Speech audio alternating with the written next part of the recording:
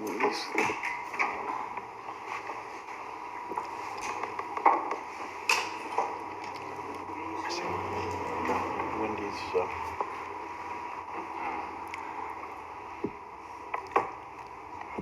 Will be just a few more seconds as we wait for Wendy's here. Okay. It is 7 o'clock, and we welcome you to the Tuesday, May 23rd, 2017 regular council meeting. We'll open our meeting.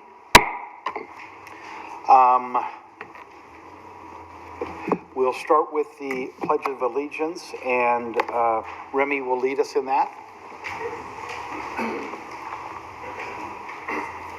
I pledge allegiance to the flag of the United States of America and to the republic for which it stands, one nation, under God, indivisible, with liberty and justice for all.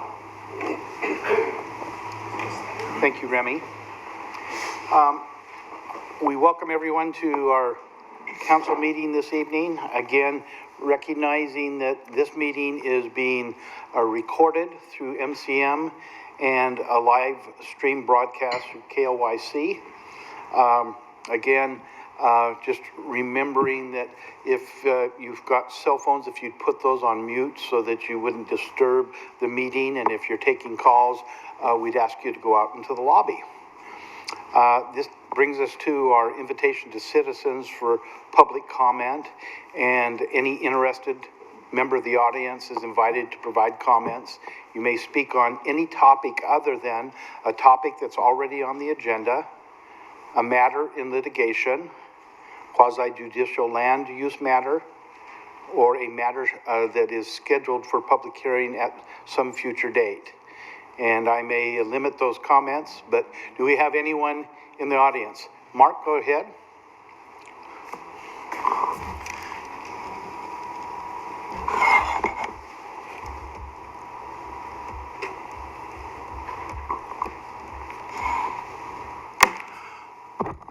Mark Davis, 652 Southeast Washington Street. I missed your last council meeting, but I'd like to go back to the one prior to that, of the public hearing that went on till after midnight, and make a couple comments about that. The good part of that is I really appreciated how the council got involved. It was clear that you'd looked at the information. I know there was 400 pages of it. It was a lot to look through, and you're clearly involved, asking questions, and so I thought that all was to the good. The negative part I saw to that is it went on far too long. I think you're all aware that the state land use planning has 19 goals. The first goal is citizen involvement. I really don't think when, citizens are allowed to testify at 11:30 at night after 4 hours of staff and developer testimony that really there's a fair balance there. And I know that I saw that list in the back there of people who wanted to speak. By the time you finally opened it up to the public to be able to speak, most of those people had left. And, maybe they didn't have anything relevant to say, but I don't think, we should be prejudging that. So, and I realize it's kind of tough, and you've got to make a decision, and you want to get people involved, but I just think in the long run it would serve the city better if you could figure out a way to say, okay, it's 10 or 10:30 or whatever. I don't know. By the time I got up, I don't know what I said to you. I know I said something, but I hope I won't be held accountable for what it was. I mean, it was 11:30 at night, and I'm usually sound asleep at that hour. And I just don't think that even you at midnight were, and I'm not to be critical, but had, do you make business and personal family decisions after midnight? I mean, that just doesn't seem like a good hour to be making what I think are fairly important land use decisions. And I think, the risk we have is that the perception in the public is that you didn't care and that you were just railroading something through. And I don't think that was the case, but I think there's certainly that perception could be out there. So hopefully, your dinner meeting or something, you could talk it over and figure out a way to, balance out the need to get things done with, the need to let citizens have their say. Thank you. Any questions for Mark? And just from my perspective, Mark, again, the intent was to hear, we read the public testimony at the Planning Commission, but the intent was to have that dialogue that evening. And it's so hard to get to a point where if you push it off to another 2 weeks, you lose the continuity, and it just kept on going, and we wanted to get through a very lengthy process. So, but your point's well taken, and we ought to take a look at that. I think we've probably, in at least my 12 plus years, maybe this was the second that had gone to that extreme. Our budget committees used to always be that long when we were looking at the green bar paper, but we've not had those kinds of sessions for a long time. So thanks for the input. Could I say one other thing too? Go ahead. Just as a point of comment, I probably was one of the more adamant persons to close the hearing because there really wasn't anybody here. But the comment, there was a great deal of discussion about how long this had been held open. So there had been, at least in my mind, a great deal of opportunity for public comment. And I've read every one of them and was more than happy to listen to more, but there wasn't any people there. And I agree, it did go quite late. Okay, thank you. Thank you. Other comments? Come up. Welcome. Thank you. If you could sign in and I already identify did. yourself. Thank you. My name is Susan Chambers, and my husband and I own a short-term rental near the corner of First and Davis Streets and have collected and paid transient lodging taxes from the beginning. I attended the annual meeting of the Visit McMinnville on May 5th and heard about the potential increase to the tax rate from 8 to 10%. I'm not opposed to this increase, but I would like to suggest that the lodging tax generates over $500,000 a year to attract people to visit McMinnville, while there are not near the funds being dedicated to addressing the issues of homelessness in McMinnville. My property is across the street from First Baptist Church parking lot. I'm also a member and the chair of the board of First Baptist Church, McMinnville. I fully understand the issues facing the city of McMinnville regarding the issues of homelessness.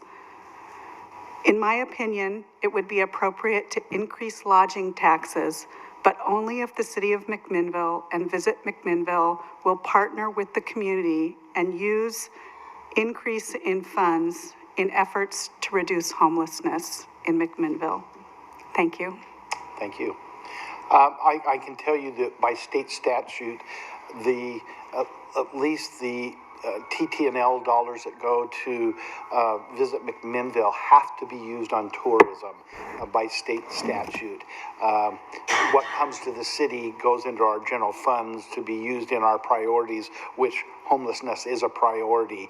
But outside of that 30% that comes to the city, that has to be very specifically used for tourism. And we will have a presentation by Visit McMinnville tonight that will give us insights into their business plan, their financials, and any other thoughts that they may have. And I understand that, yes, we're going to listen to a proposal by them to raise that TT&L tax up to 2%. But point well taken. And we're looking at utilizing our funds coming from that to put in the general fund so we can make sure that we can hit the priorities that the council would have. So does that make sense? And can you tell me how much of that 30% is being dedicated to addressing issues of homelessness? Pat, maybe it would be better to have you answer. We can have a conversation off. Okay. Thanks, Susan. Thanks. Yeah, we have our committee on homelessness. We're bringing people together, having good discussions right now. So, but Jeff can, in that we just went over a budget last Wednesday night, we could address that, let you know. Other questions? Thank you. Okay, thanks. Yes.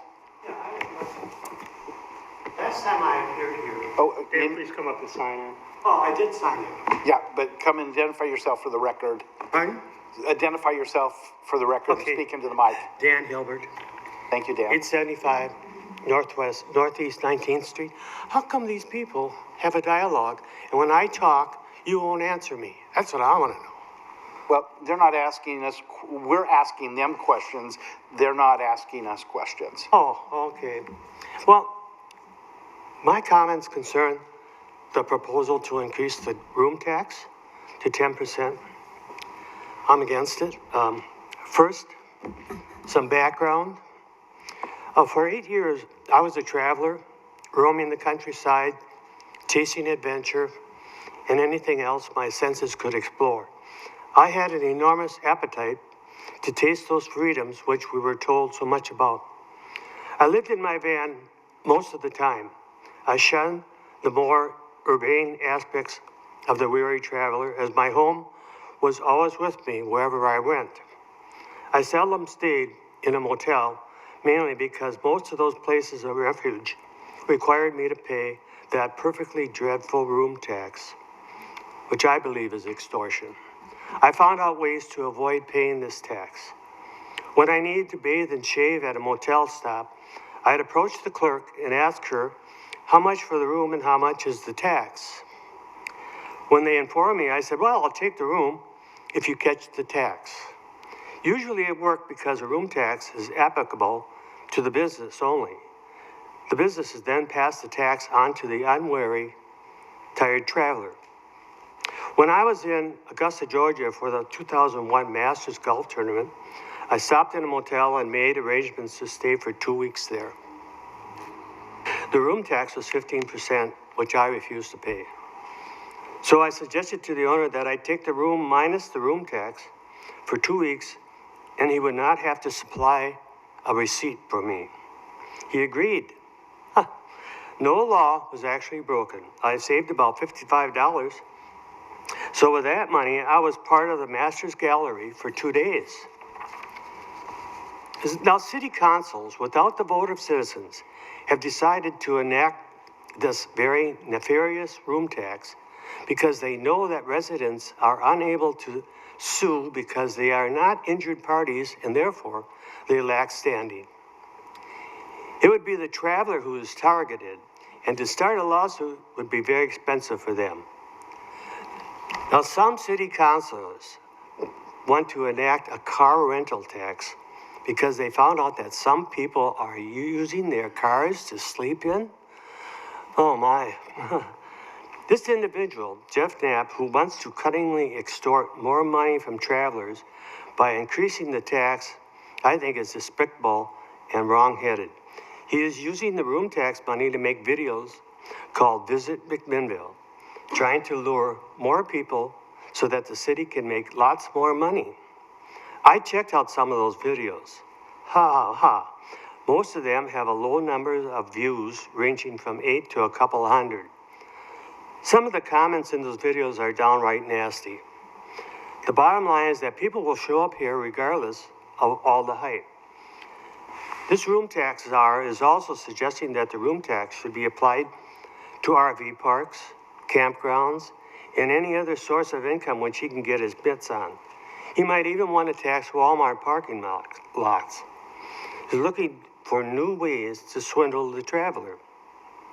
The money that is stolen from travelers is almost always used frivolously. One way or another, they will squander the money, like giving $10,000 to the zero-waste gangsters.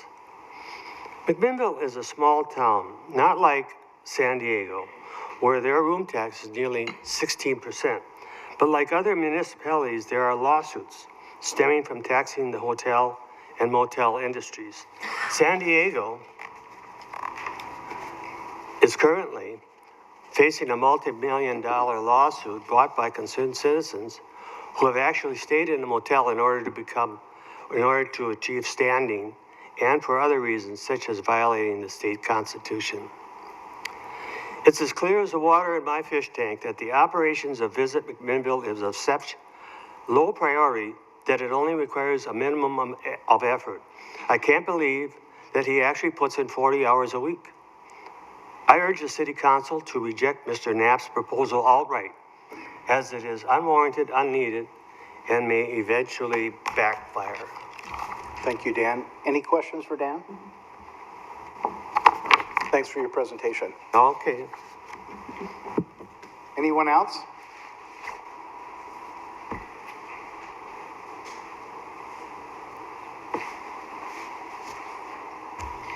Hi, good evening, city councilors. I'm Renee Vorm. I'm at 935 Northeast Cowles, McMinnville. I'm the board chair for YCM, as most of you know, and I'm also a mediator in this county since 1991.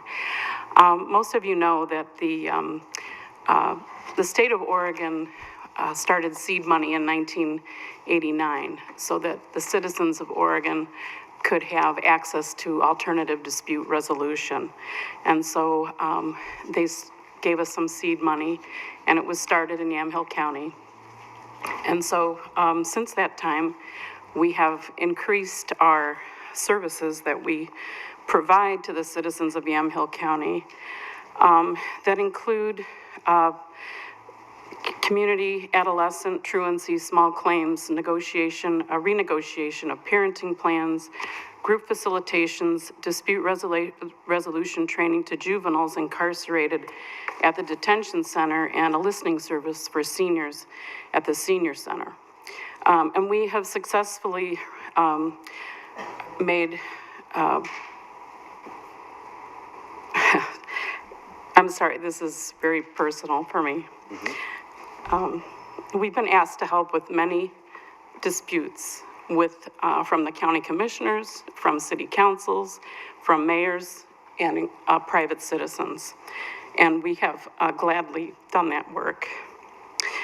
And it is a work that takes a lot of skill. It is work that other people are unable to do or unwilling to do. We have trained over 400 mediators in the last 26 years, and they go on to make a difference wherever they live. So our funding, as you know, comes from the state of Oregon, 32%, with a required 100% match, which we also have a contract with the court system, that's 8%, and Yamhill County gives us 10%. And every city in the county, which McMinnville and Newburgh, use more than half of our resources, with McMinnville using about 60% of our resources. I understand that your guidelines disfavor the administration costs for an organization, but without the support of our executive director, there's no way to coordinate 35 highly skilled mediators. We do, however, benefit the local population and leverage matching grant funds from the state. But by withdrawing all funds from YCM, you place us in jeopardy of the matching grant from the state, and would lead to basically the dissolution of this organization that we've built over 27 years. It seems that we don't fit into the guidelines that you enacted on April 11th, 2017, but where do we fit in the budget? We consider ourselves an essential service. Who will do dispute resolution in Yamhill County if our organization goes away? So where do we fit in the budget? Under public safety, other cities have put it under the police system, but we're asking for your consideration. If we don't fit in the criteria with which you put forth, where do we fit? And do you really not value this organization in McMinnville? Any questions? Adam? I would just like to say that I personally, and I know that the council does value what you guys do. We've spent, or granted you guys, over $70,000 the last 4 years. Yep. Our priorities have shifted more towards affordable housing and homelessness, and the position that we are in as far as our budget reserves go put us as a contributions committee in a tight spot. And we had hoped that with giving you guys a substantial amount of money over the last 4 years, that you guys could look at different revenue streams moving forward and not rely so heavily on us in particular. I appreciate that. You know, we do a lot with an $80,000 budget. And again, the citizens of McMinnville are using 50 to 60% of that budget is going directly to the citizens of this city. And so I would, you know, say to you, you know, we can't ask these highly trained individuals, you know, to hold a bake sale to raise the money to match this grant. It's just not doable anymore. They're very highly skilled, and McMinnville is using this resource. And so again, we'd ask you to consider, if not in that particular spot, then where? Any other comments or questions? Okay. Again, you know, from my perspective, our budgets are put together by our department heads that see the value, and I'm not putting this on our staff or our department heads, but we have priorities and directional types of things, and that has not been picked up at a departmental level. Thus, the only place it would fit is into our community giving program, and that's what we've done up to this fiscal year. We've changed that because of more and more needs coming to the table, and it just continues to grow and grow and grow.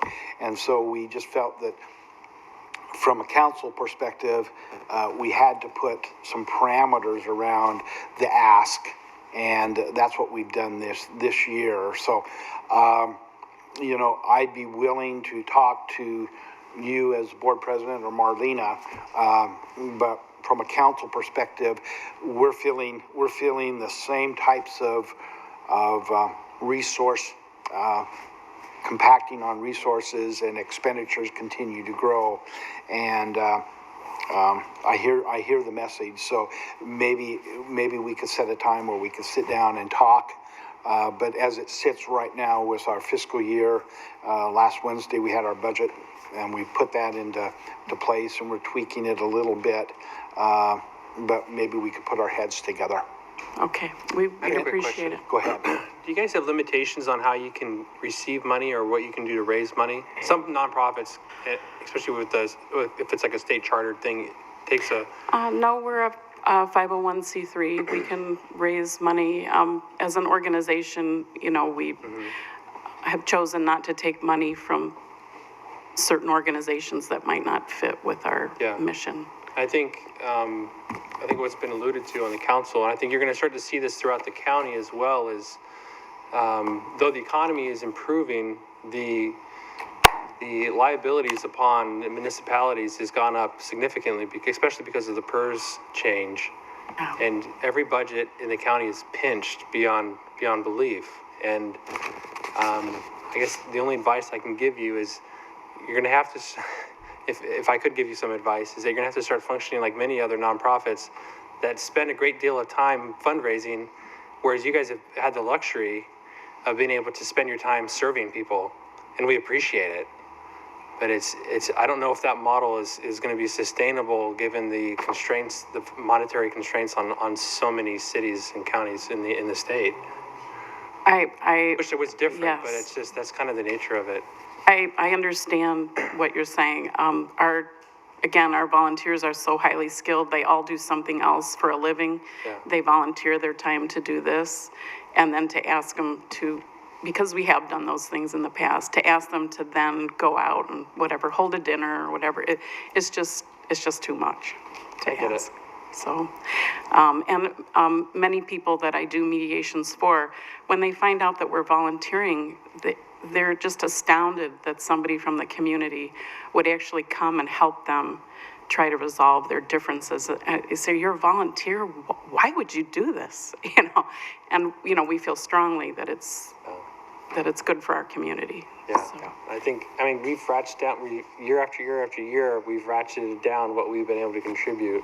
yes. So, but it seems like this year's kind of came as a shock, and I am sorry that that's how it came across, but Okay. Thank you for your time. Thank you. Any other comments from citizens? Yes. 90% blind, but I'm his wife, so I can tell him what he should see. Okay. If you'd sign in for us and state your name. My name is John Francis. I'm a member of your community mediators. I live in Dayton. I'd just like to say that mediation saves a great deal of money of other kinds of costs, police, etc., and that cities like Eugene and Beaverton spend a great deal of money. They have their own mediation departments, and places like Portland uses mediators who charge several $100s an hour. Yamhill County is getting mediators who work for nothing. These are volunteers. So the idea of eliminating something where the volunteers charge nothing for it, whereas other cities have found it valuable enough to put a lot of money in it, seems to me a bad way to save money. And thank you. Thank you, John. Any other citizen comment? Yes.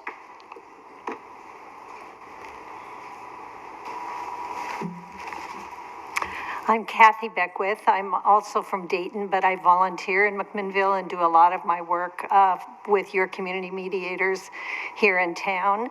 I just wanted to share one aspect of what I do, and that's to go to the juvenile department here and help train the kids in detention with, I take in a parrot and we talk about what it's like to hear the comment that you've just made reflected back to you the way a parrot does. And the youth then practice these bounce backs as a way not to be defensive, not to become angry, not to, make the problem so much worse than it was. And watching them learn these skills that we use in mediation and talking with them about the mediation process and the fact that it's available to them and their families when they're out, I believe is transformational in their lives. And the evaluations that we ask them afterwards, what would you do differently, always have something very concrete. I've also done many community mediations here in town.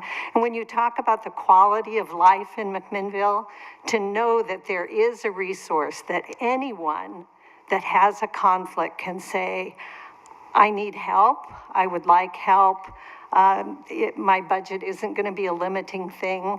To me, it's so worth the investment and finding where the funds can come from to say a part of our community is providing training for people to get along with each other, and when things get really hard, having the alternative there to do it. And that's something you definitely cherish yourselves. So I would encourage you to go back and look and say, if it's a departmental issue, how do we restructure? Because I don't think we're just a community, we're not a party organization or something. We are integral to the quality of life in McMinnville and out where I live in Dayton too. So I love working. I've been doing this work for over 2 decades for YCM, and I think it's one of the things that as people go through a mediation, they see, oh yeah, I could start doing that. I could ask somebody what the impact was on them. I could respond in a different way. And it's hugely impactful for the families who have that experience. Thanks. Thank you, Kathy. And again, we hear your stories. We know the good that you do in the community. We appreciate you coming and testifying tonight. Thanks. Any other comments this evening? Yes. I think most of you know me. I'm Beth Korecki, and I'm a 20-year veteran also of your community mediators. And I just wanted to say that Kathy is an amazing woman. I was at that session that she was just talking about. And we had 17 young people, and many of them said that they would, when they returned home, they were no longer going to argue with their parents, which was pretty meaningful. But I also wanted to keynote, all of us that are here, we could spend all night telling you concrete stories of successful mediations, but we have involved ourselves quite a bit over the years with the homeless problem, which is not really new to McMinnville. Some years back, you might remember the problems with the US Bank Plaza and the merchants. We did 2 huge facilitations at the Grand Ballroom and helped remedy that problem when, this was back when Mayor Gormley was in. We've gone down to St. Barnabas when they had the soup kitchen and had a booth and tried to reconnect young people that were runaways with their parents and do phone mediations. And with the help of Give a Little Foundation, sent some of those kids back to their parents. I personally did a mediation with the homeless problem with the Baptist Church and a resident in that area. We made ourselves available when you first had that problem and said we would be happy to facilitate. We have trained people that do an excellent job. I'm really proud of my colleagues back there that are supporting our group.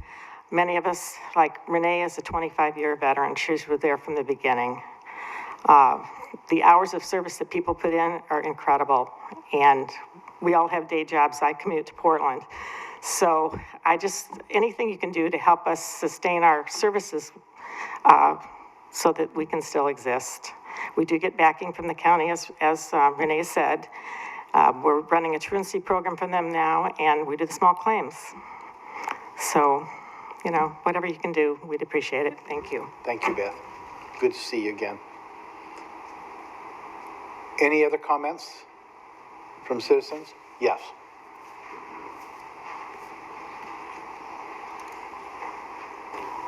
Good evening, Roger Goodwin, 2347 Northwest Fendel Way, McMinnville.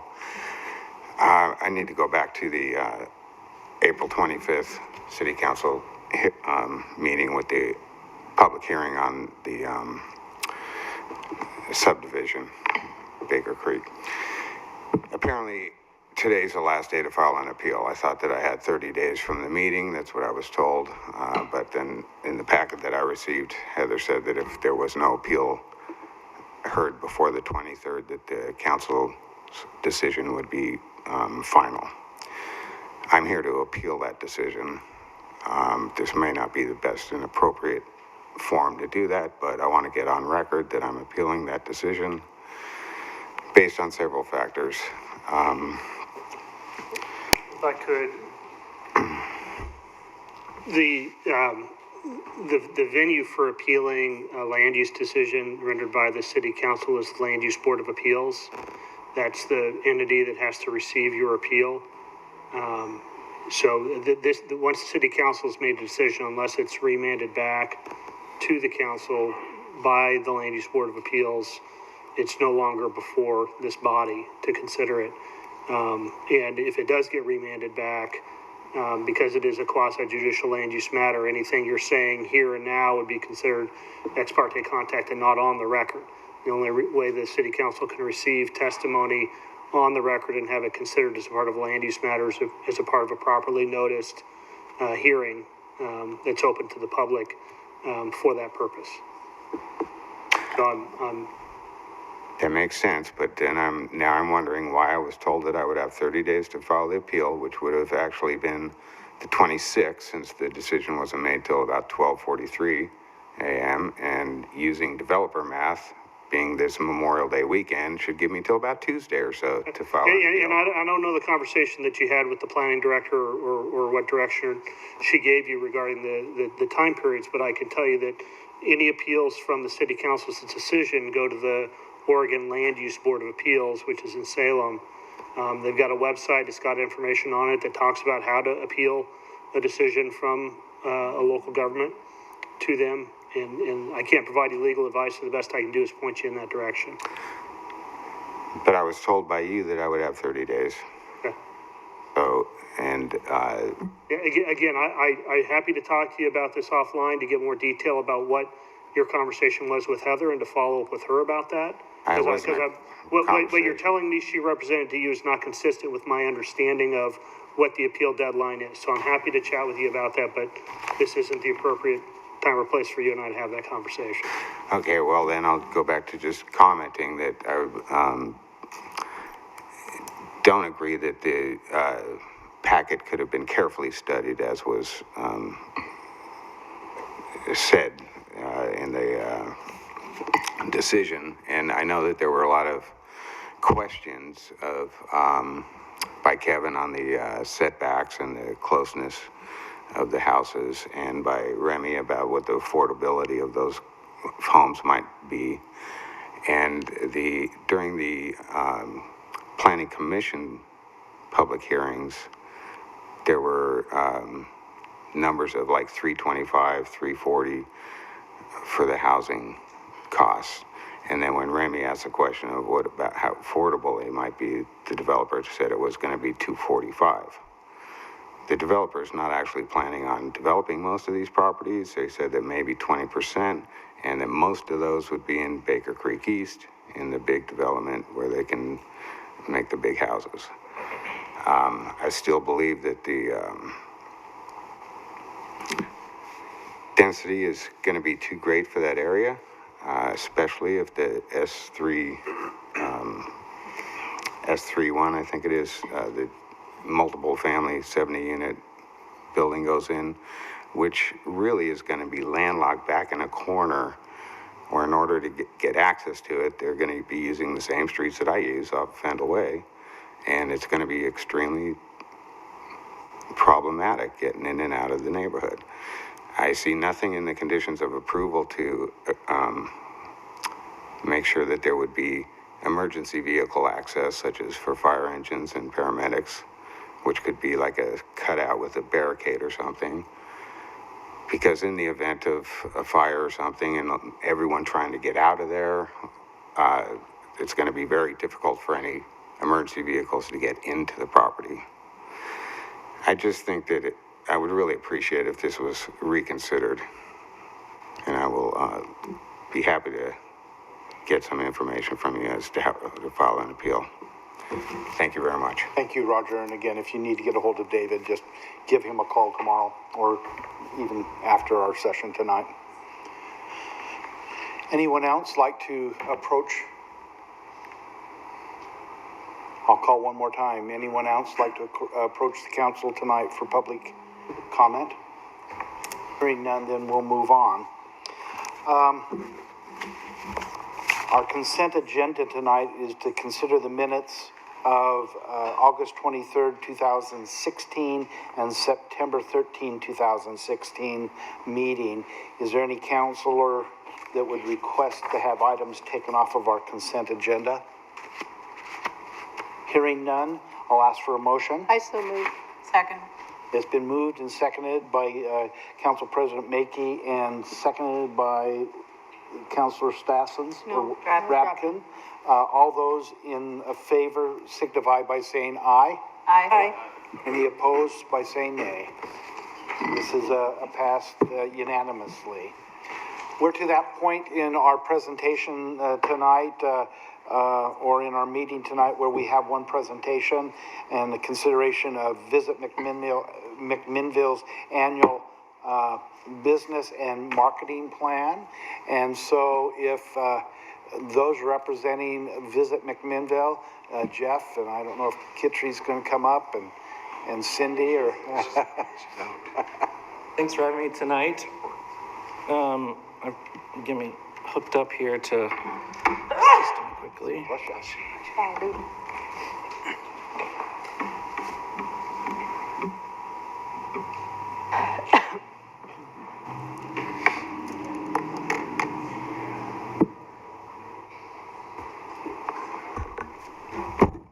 Okay.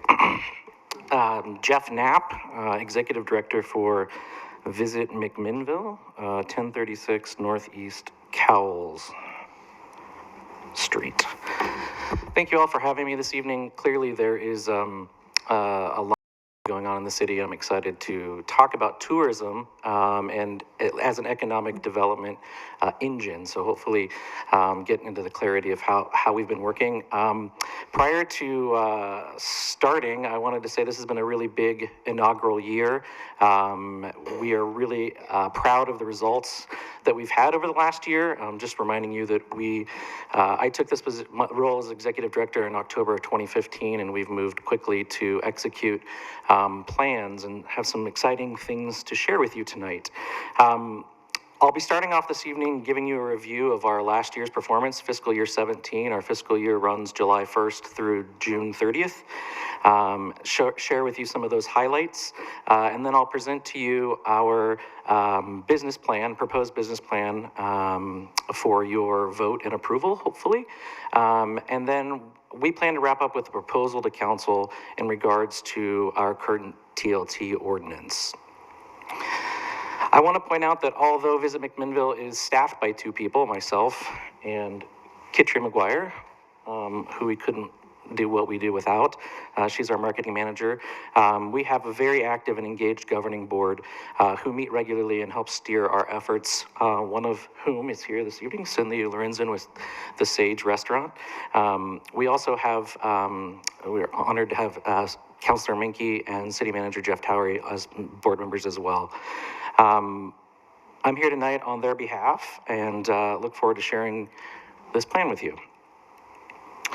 So real quickly, again, just so I'm sure you know who we are and what we do, but I always like to start off with this. We are an innovative marketing organization. We're dedicated to enhancing McMinnville's economy by attracting as many visitors as possible to the city, and once they're here, ensuring that they spend as much money with our local businesses as possible. Our mission statement is something that we're really focused on exploring and expanding this year.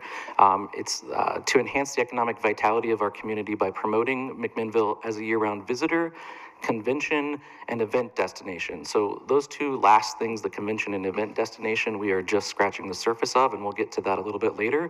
But there's a lot of potential in those 2 areas to create economic impact. It is our opinion for the city. Maximizing our collaborative partnerships, efficiently activating transient lodging tax dollars, and turning that revenue into effective sales and marketing programs while cultivating a world-class visitor experience. We do this, our marketing model is we call our tourism funnel. We execute all sorts of advertising, media, social engagement, all funneling visitors to our website, and then quickly from our website to local tourism stakeholders. So we'll get into, it's been a big year. We're very proud of our results. I'll go through these bullet points. If you have questions, please feel free to ask. I'm proud to say that we've increased transient lodging tax by 6.5% in the 2016 calendar year. We executed McMinnville's first visitor survey, so a strategic survey collecting visitor data through our summer months, targeting who's visiting, where they're coming from, what they're spending their money on, what they're interested in, and their overall opinion of the city. We have seen over 76,000 unique website visitors to our website, July 2016 through this past April, which exceeded Travel Oregon's expectation for a new DMO by 400%. So we're very proud of that. A lot of people coming to our website and looking for places to visit and places to stay, more importantly. All of our social media channels have or are on pace to exceed 100% growth goals for this fiscal year 17. We created winter television ads that we ran, just wrapped up May 1st, but ran 6 months prior on Comcast and Xfinity, which is online streaming and mobile services. And we used that survey data to target the travelers most likely to visit us within the Portland metro area. Over 941,000 earned media impressions. Those are impressions delivered by pieces written about us and articles, not things that we've purchased. So that's outpacing our goal of fiscal year 17 of 1 million impressions. So we're happy about that. We've engaged last summer a well-known travel photographers and artists in residence to capture content and inventory to tell our story visually. We managed and executed 10 staged photo shoots, some local events and day-to-day wine country life utilizing locals in local. These are a lot of the images that you see in this slideshow are from that. We created an engaging winter campaign with print and digital creative used at targeted media buys with a subsidiary of Time Warner called M&I, who did digital marketing strategy targeting visitors to visit in key shoulder and low season months. We partnered with companies like TripAdvisor and Weather.com to capture people's travel interests and direct them to McMinnville. We collaborated on founding the McMinnville, let me go back. We executed our first board-level strategic planning retreat, in which a lot of what came from that we'll talk a little bit about later on, but we're really excited about not just looking at where we are now, but where Visit McMinnville's role fits with economic development long-term. We are proud of assisting in founding the McMinnville Community Wayfinding Committee. This is a committee whose focus is to create easily accessible information systems that guide people to and through town. And we just kicked off the first meeting for our strategic plan this past Monday, and that'll be an ongoing project through this year that we hope to take to Travel Oregon for a matching grant program, which we can kick off hopefully in the next year. We brought regional, national, and international media and fam tours. Those are familiar, I can't even say it, to make people familiar with our town. We had custom itineraries to showcase McMinnville, partnering with Travel Oregon, Travel Portland, and multiple other media companies. We worked on our website nonstop, working on user experience with a new homepage redesign, new navigation, and to optimize our page speed. We engaged influencers and media at Portland's Feast Food Festival, which resulted in 2 large pieces of media in Sunset Magazine and in Wine Enthusiast. We distributed McMinnville lookbooks, which are guidebooks to lure folks to take a chance and visit us, and wine walk passports to welcome centers around the state, including corporate partners like Boeing, Intel, and AAA. We worked with the city, local interests, and other economic development organizations to contribute to a cohesive long-term economic development plan.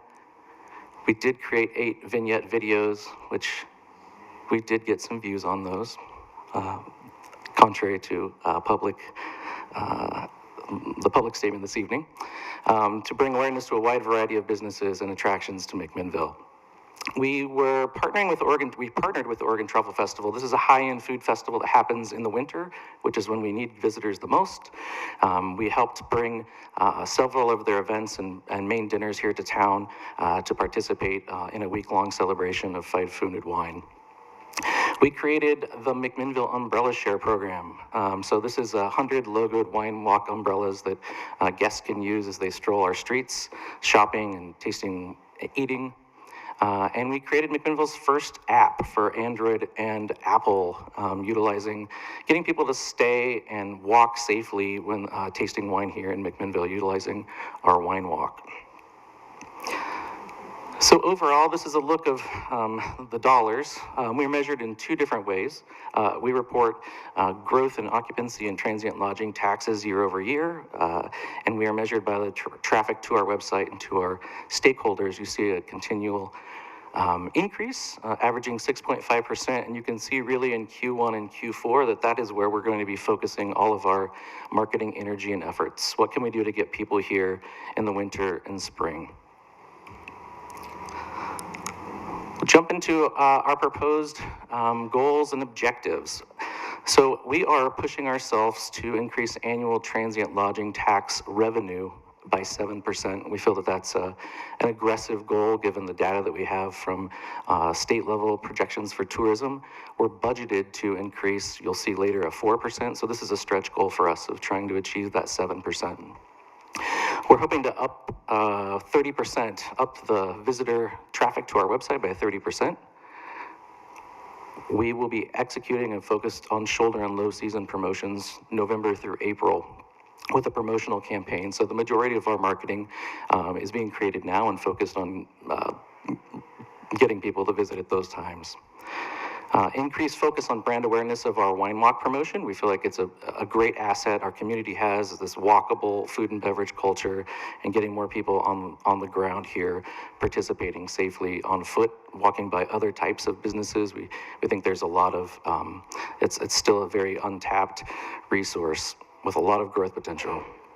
So increasing all of our social media channels by 50%. We currently have close to 19,000 Facebook followers. We're approaching 3,000 Instagram followers, and quite a few Twitter followers. I don't follow Twitter as deeply Kitchery would have that stat, but we're doing very well relative to, as young as our organization is, we have a very robust social media following. We'll be working on securing regional and national non-paid media coverage, resulting in 1.25 million impressions. So we're hoping to add another 250,000 to our goal this year without increasing budget significantly. We're going to be optimizing our website by launching a new database in partnership with Travel Oregon's new technology. We'll be working to leverage that. It's called Otis, and that should really help people search and filter on what they want to find here quicker, especially mobilely. We are working on investments in the website to increase our organic traffic by 30%. So working on search engine optimization and marketing. We are managing the development for the McMinnville Community Wayfinding Master Plan. So through that whole process, we are going to be playing point person and communicating with C-Reach, who's the company based out of Sheridan that will be contracting on this plan. We will be executing our current marketing plan with additional winter creative content. So we are heavy with summer and spring content. We'll be utilizing dollars this year to create more coverage of things to do here in winter. This is a big one for us. We'd like to kick off research for McMinnville market feasibility study for convention, events, and sports opportunities, which I'll get into a little later. But that is the next, we feel the next level that would make a big, significant impact for truly year-round tourism here. If we can get people here when it's gray and rainy and year-round, filling our restaurants and hotels, we feel that that's the biggest next step. We will be designing and implementing a program to attract group visits with those focused on shoulder seasons and low seasons. We're broadening our campaign by adding a new lookbook, a new design map, 2 radio spots, and 2 new video edits. With this budget, we propose to start utilizing a consumer-facing email newsletter, hoping to attract people. Right now we have a monthly stakeholder newsletter that allows the community to stay connected to what we're doing and opportunities that they may have through economic development and tourism. We'll complete our planning for our next year's, we're going to be doing an every other year investment in creative content. So videography and photography projects we'll be planning for 2019. We will execute our second successful board retreat and strategic visioning this January. Collaboration with all of the economic development partners here locally on a citywide hospitality service and concierge program. We feel, although it's not our mission to educate, as we promote tourism, we feel like we need to be leaders in creating a cohesive visitor experience and networking education resources to make sure that happens. And then finally, we will be collaborating with the other economic development partners on a citywide economic development plan. We've had a first meeting with Mr. Towery and are really excited to work with the city on being a part of that. Okay, a little bit lots of words. Here's some numbers to look at that we found interesting. Part of this data is from the survey that we implemented last summer. So 63% of those visitors surveyed last summer lived outside of the state of Oregon. A 6.5% increase is what we saw in TLT over the last year. Almost 40% of the people we surveyed were staying overnight. That's exciting. And not only that, they were staying an average of 3.4 nights, which is also an encouraging number. That means they're here into Monday, Saturday, Sunday, Monday, and leaving. We had over 100,000 unique visitors to our website. 8% of the visitors that were visiting us surveyed were visiting us from outside of the U.S. Most people that visit us spent time, no surprise, on 3rd Street, enforcing how valuable of a resource that is to our community for attracting guests. As of 2015, I think this is really interesting, 1,609 jobs, which I think we just got the most recent data, and that's jumped up to 1,700, another 100 jobs in Yamhill County connected to tourism. Over a third of visitors are visiting us from the Portland area, which has been directing our recent ad, an ad focus, targeting them to get them to come down here and stay. a really big number that on the bottom left there, $143,000 was the average annual household income of visitors that we surveyed. So that is a healthy number and a target audience of people that are helping direct our efforts moving forward. And 95% of the people who visited us really liked us. We got a 4 or 5 rating out of 5, so that's extremely good news. Quickly, website performance, we're doing well. 100,000 unique visits, average of 8,000 visitors a month. I won't spend too long on these, we're doing well. And media performance, so I think it's really important to note part of our strategy is media relations and PR. We're spending, I think we're slated to spend about a quarter of our budget on this this upcoming year. This part of our plan is how we reach the national and international market. So all of the media that we're paying for is based regionally, specifically, most specifically in Oregon. Last year we targeted some outside of the state as well, but this year we're going to be focused on Oregon. So our media relations is really important because it allows us to engage on a national level. We're really happy with the write-ups this year. Sunset, New York Times, Architectural Digest, Portland Monthly, 1859, really great publications. We'll see a piece coming up this summer from Food and Wine. We were just in SIP Northwest, and we've had several pieces from the result of entertaining a writer from Forbes over the last few months. So there's some exciting things coming up on the bend. So now into numbers. So this is our fiscal year budget. This is the detailed version. Again, we're focused on marketing. Our intention is to be as strategically as aggressive with our approach as possible. That being said, the majority of money that we are spending is discretionary, meaning that we can turn it off, reallocate, adjust as needed basis. So if we look at sort of the roll up here, we're projecting city funding of $471,000, advertising revenue, grant funding. We're estimating that $40,000 in grant funding comes in. It's directly tied to marketing expenses, so if we don't get those dollars, we don't spend those dollars. And if you look, we're spending about 25% on general admin, and 3/4 of our efforts and dollars are spent on marketing or marketing endeavors. So that wraps up my presentation as far as FY18 and the business plan. I think that I thank you for your time. I know that our contract with the city requires a vote on this plan, so I'd open it up for questions prior to moving into the second part of my presentation. But any questions for Jeff on the presentation of their business plan and their financials? Go ahead, Kelly.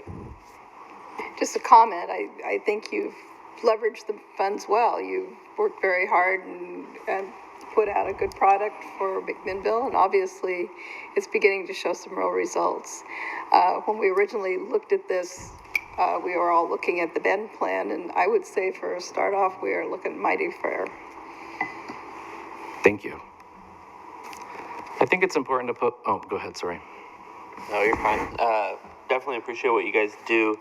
Just to humor the public comment earlier, looking at your guys' Facebook page, you have a video that's got 117,000 views, but then you have another video that has like 143 views. What generates the difference in those? That's a good question. If we knew, we would just make that other video all the time. There's a few things. When we first launched any of these professionally made brand videos that cost a lot more money to produce, result generally in more community involvement. Engagement. McMinnville as a community is a very proud community. They are big amplifiers of things that we do. So one thing that contributes is that when we see a big uptake, we'll put dollars behind a sponsor, something like that, and maybe run that advertisement to a targeted market to engage them. So different videos we put paid advertisement behind to target certain demographics. I don't know the videos that you're comparing, and then sometimes people just like something better than the other, and you don't know exactly why. Thank you, Adam. Any other, Wendy? Thank you for this presentation and for all that you're doing for McMinnville. It's great. I just had a quick question about your feedback metrics that you track as you go through the year. What have you found is, because I know in marketing you can try a whole bunch of things, and to be able to see which specific things are producing the best results is really helpful. So how do you address that as you go through the How are we testing what works and what doesn't? what works and what doesn't, right? Well, I can actually, I'm gonna ask Kitri to come up here because she's the master. We work with SEO really so search engine optimization. We're looking at keyword, people's behavior online. Do you feel comfortable talking to that question since you're in it every day? This is Kitri McGuire. She is the marketing wonderkin. I'm Kitri McGuire. I am the marketing manager at Visit McMinnville. I live here, I don't know if I need to say this for the public record, but I live here at 220 Northeast 6th Street, so just a few blocks. There's a few ways to track that, kind of depending on what the medium is that you are tracking. For example, videos are easy to track with views, but another part of that story with the videos is like YouTube views, they don't track how many times it was viewed on social media, for example. So those are things that we accumulate and track every time we put money towards an effort. Something that we just presented to the board, for example, at our last board meeting on Wednesday, was the success of our recent Comcast and Xfinity TV ads that we did. And something that I do is I track the efficacy of every thing that we do based on impressions. So that is kind of a unifier for us that enables us to compare pieces of marketing that might be considered apples and oranges, like video views or clicks on an ad that's placed digitally. What's really nice about that is you can see how much money you put towards something and then how many impressions that it generated, regardless of what it was. So, for example, when we presented the results of our Xfinity ad, we found that it was in the top third of efficacy for the things that we have put money behind in the past. But what we found with that too is that people were more likely to click and engage on that content. So it's likely that we will put money behind that type of effort in the future. Print advertising tends to do really well for us as well. But one of our other goals is to direct people to our website. And so we always lean towards efforts that drive people to our website. So when you say print advertising works well for you, I know online advertising is much easier to track the metrics on. Do you have a special way that you determine how successful your print marketing is as well? That's a great question. The marketing industry standard is circulation of that print piece times 5. So what you're getting with that is people who are receiving it in their homes, and you're getting the results of people who buy it off a newsstand or people who might pick it up in a dentist's office. So that's just industry standard of how you calculate impressions on a print piece. So a good example of that is recently through our earned media efforts, we received a 4-page spread in SIP Northwest. So we're able to track the efficacy of that by calculating the circulation of SIP Northwest times 5. And because that was an earned media piece, we didn't pay to place that. That's awesome. But if we were to put an ad, say, in Sunset Magazine, we would be comparing the dollars spent versus circulation times 5 to get impressions. And I have all of that documented. So if you guys ever want to see it, I can get real data nerdy on you. And I'm happy to share that data at any time. I'll follow up with you later, so don't. Yeah, absolutely. Please. That's what we sit in our office and look at that. How are people engaging with the website? How fast, how long are they spending? What do we need? What are the words that are driving people? Vital information. So one thing to note is that next year our print advertising is a low priority, and we're focusing more so digitally. So we can, we're focused on click-throughs and action in the upcoming year. Have you found, my last question? Yeah, please. Have you found our primary, top client with regards to who comes here uses that medium much more? Is that why you're doing that?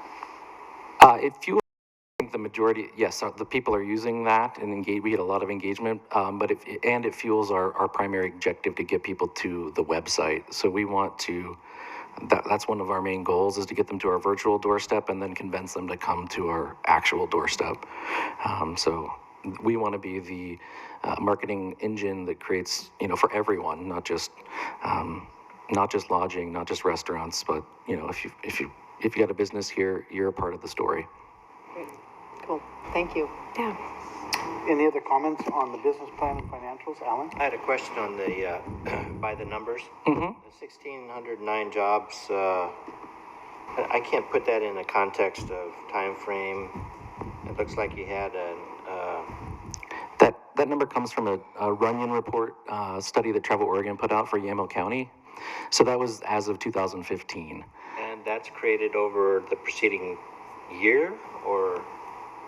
As of, I don't know the length of the data. Do you know the?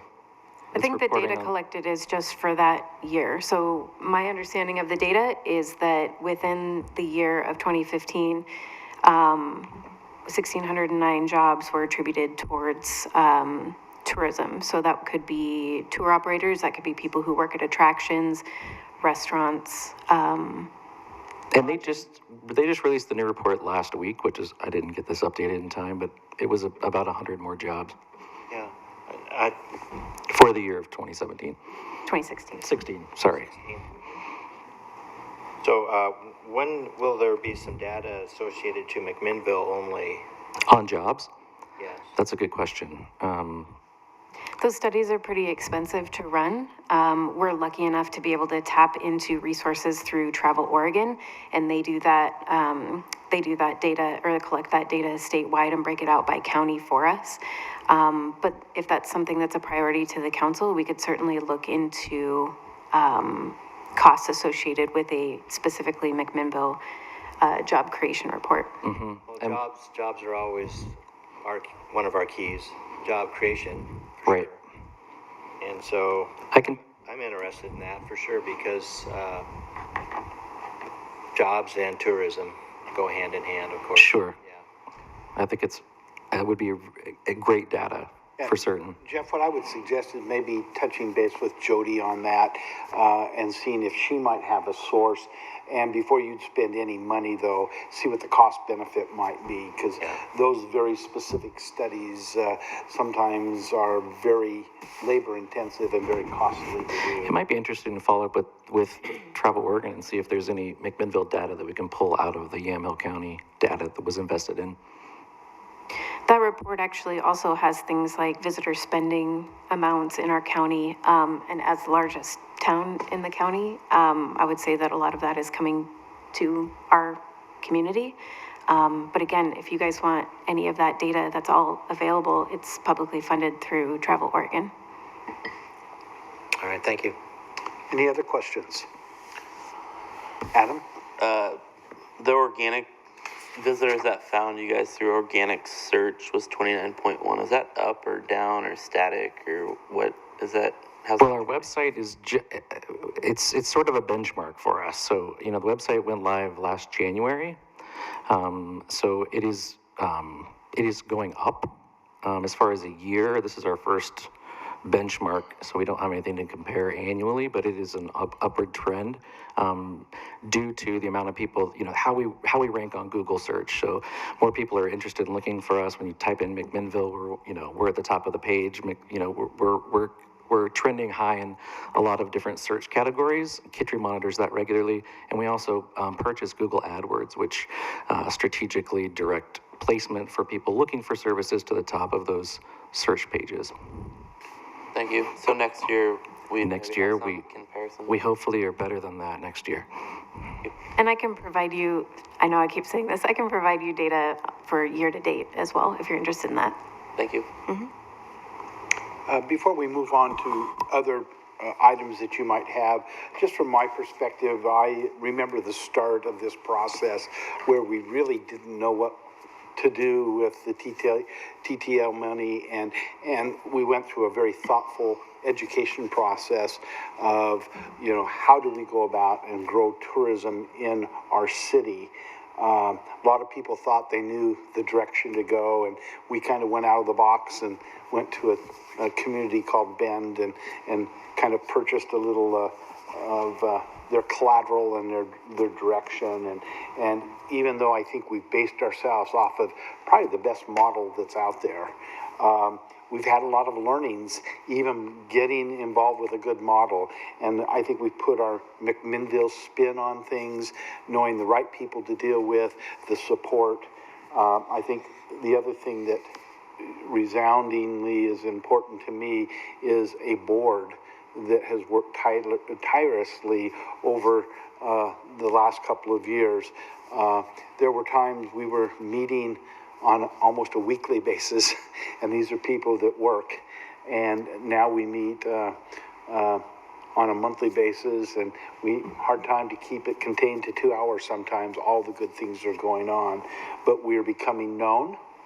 We're creating partners, and more importantly, I think we are the bright spot within the state of Oregon with what we're doing and how we're doing it. And so as you're looking at your business plan and the financial plan, I would just have you take back to the board and thank them for their diligence and hard work. And Cindy, you can take that back, and so it doesn't have to come directly from Jeff, but how proud we are of where we're going. And those that are in the know really can tell the good story that comes out of what's happening right here. And so so thank you, and share that. So those are the thoughts that I might have. And I would totally echo those. It's a remarkable organization, and you've brought it along beautifully. I frankly think we're one of the best in the state, so I'm sure we are. Thank you. Okay, let's move on with another comments or direction. So just for business sake, you are required to vote on this per our contract. Is that something that happens tonight, or? That we accept your business plan, and greatly appreciate all the effort that's gone into it, particularly for the board and for you too. Second. So do I have a second? Adam second. Going to discuss the 2% after Yes. Yeah, it's not yet though. I think that's outside of their business plan. I think they're going to present that to us, which then we need to have a discussion on. Okay? Adam seconded. Okay, so we have it's been moved by Council President Menke and seconded by Councilor Garvin that we accept the business plan for the current, for this moving, is this your fiscal year? Fiscal year 18. Okay, 2018, their budget and business plan. Those in favor, please indicate by saying aye. Aye. Any opposed? And so note that it's been passed unanimously, and so you can take that back to your board also. Thank you very much. Thank you. Sure, be comfy. I do want to say before I move on to the next proposal that we have, over the last year I've learned a lot about the state of Oregon tourism, how the structure works, how organizations function, or more importantly, don't function. And I want to give kudos to the city and for all those involved that did set this up. We are poised to be very effective. We passed transient lodging tax later in the game, which in my opinion sets us up for a lot to be very nimble and effective. And I think it's a really exciting time. We should see a lot of, we are seeing and we will continue to see much benefit from leveraging tourism. So this leads me to the final portion of my presentation. So when we do a SWOT analysis, strength, weaknesses, opportunities, and threats of tourism in McMinnville, we know that to benefit the full potential of year-round tourism and the impact it has, particularly we need to be focused on attracting them to our community year-round with focus on November through April. It's our opinion that McMinnville could benefit from not only focused marketing efforts, but from group sales opportunities. These are the opportunities that communities recognize from the facilitation of conferences, trade shows, arts, culture, and sporting events. It's our proposal that the council consider amending the current ordinance as it pertains to transient lodging tax in the following manner. That first being to increase our current transient lodging tax by 2%. Now, I'll clarify and remind everyone, transient lodging taxes are taxes imposed to visitors. These are not taxes imposed to any residents. So people visiting us, staying in hotels, vacation rentals, B&Bs currently are the people that remit those taxes. Second, we would ask and propose that the city amend the current ordinance to have the term lodging include RV parks and campsites. These are common lodging, recognized lodging or places that collect TLT throughout the state currently. Why are we asking this? We propose to utilize the additional revenue in a strategic plan focusing on group sales to lift shoulder and low season economy here in the city. We would launch that plan with a feasibility study to determine the best course of action. So what would that look like? What the effect of adding RV slips financially, revenue-wise, and campsites to our current transient lodging tax collections? Currently, we have no campsites that would fall into that. This would be something that would be planning for future development. And we have, as I know, one current RV company providing 71 overnight slips for people to lease. So those are we're proposing to incorporate those. This slide is a conservative estimate on those TLT collections from what we believe to be our only current transient lodging RV park. It's based on a nightly average rate of $44 a night, and we would consider this is at a current 8% TLT.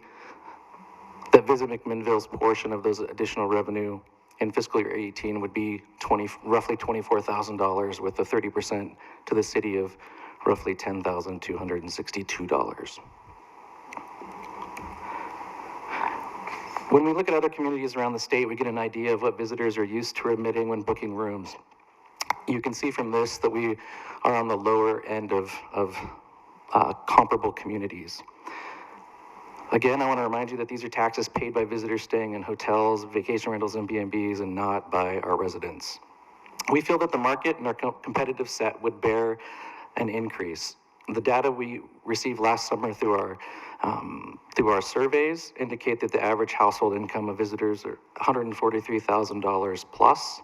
It also leads us to believe that visitors would not notice or have a problem paying an additional $2 per $100 spent on a hotel room. On the flip side, it would make a significant impact on how we would be able to create economic impact for the city of McMinnville and further solidify us as home base when people are visiting Oregon wine country. This is the projected revenue, what an increase of 2% would look like for projected revenue, both for the city and for Visit McMinnville. Again, it's our intention that if the council votes to increase TLT, we would focus those additional dollars on a strategic plan to increase group sales business during our shoulder and off seasons. To that extent, we've already reached out for recommendations from Travel Oregon on companies that perform feasibility studies. We've interviewed those companies in several cities that have worked to do just that. Those cities being the cities of Medford, the cities of Seaside, Kennewick, Washington, and Clarksville, Tennessee, all who have gone through a similar process and is very compelling, with compelling results. So it would be our wish to, if the council were to recognize an increase in TLT, that we would kick that off with a feasibility study and focus all of our efforts to leveraging tourism to impact the winter and the spring. In closing, thank you for your time. Do you have questions? Questions that you might have for Jeff Kittrey? Yes. I'll start. I think you did mention something about what you would do to promote tourism during the winter months. What we're currently doing? Yeah. and how would that be expanded with the additional funds? So currently we are focused on print advertising, digital advertising, videography, social media, commercial placements, attracting visitors, targeted, family type travel. We would be focusing this on group travel. So we would be targeting this, we would kick off with a feasibility study, which would direct our efforts. What are our current assets as a community for group sales, for conference events, sporting, arts and culture? What are our competitive set in the market? What do other communities offer? Where do we stand to, what's our niche? With that data, we would also get a report on what the economic impact of their suggestion would be, and potential funding opportunities, so modes of proposed funding. So we would take any additional TLT and initially focus on group sales, and if it came back, we would hire a group sales manager once we know what that inventory is, to work on attracting, whether it's food, depending on our current assets or where we're going. We would also fund a sales staff to promote that and support that. So group sales is the key. Group sales, focused on winter. Remy? Well, I'm going to diverge a little bit. So I'm happy to take my turn now and diverge. Okay. So my the thoughts that I have are really not so much about what you're going to do with this extra money, but about what we're going to do with it. And I see that you've identified the need being the shoulder seasons, and you've earmarked these funds to go towards that. And so I think that we should follow that example. This proposed increase, about 10,000 this year, what would be coming to the city of McMinnville. Well, that's for the RV. This would be a proposed. Sorry to interrupt you. $50,000. So roughly, if you were to pass both things, the city would be receiving an estimated $60,000. Okay. Thank you for clarifying that.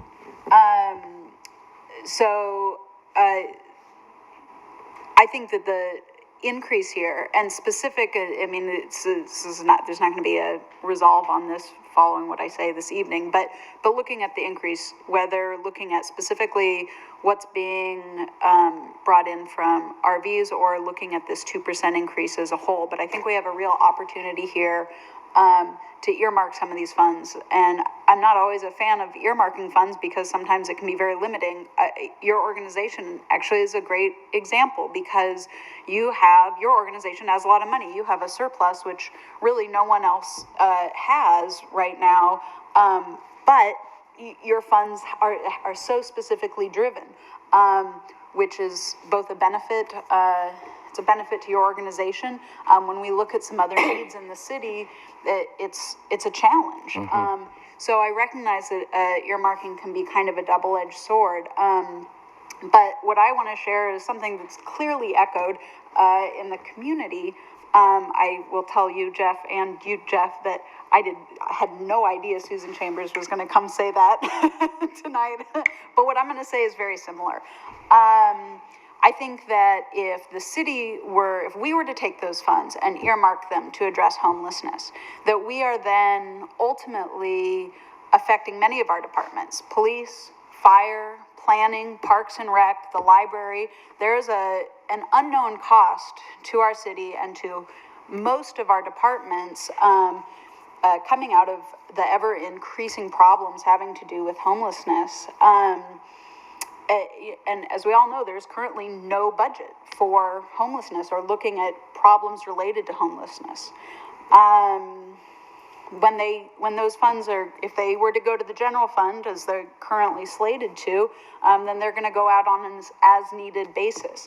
And I think that if we approve this, but also approve it with the intention of earmarking our portion to go towards homelessness, then we are saying to our service groups, we're saying to our community at large, we're saying to our nonprofits that we are preparing ourselves to engage in public-private partnerships, which is the only way we're going to get anywhere close to ending homelessness in our community.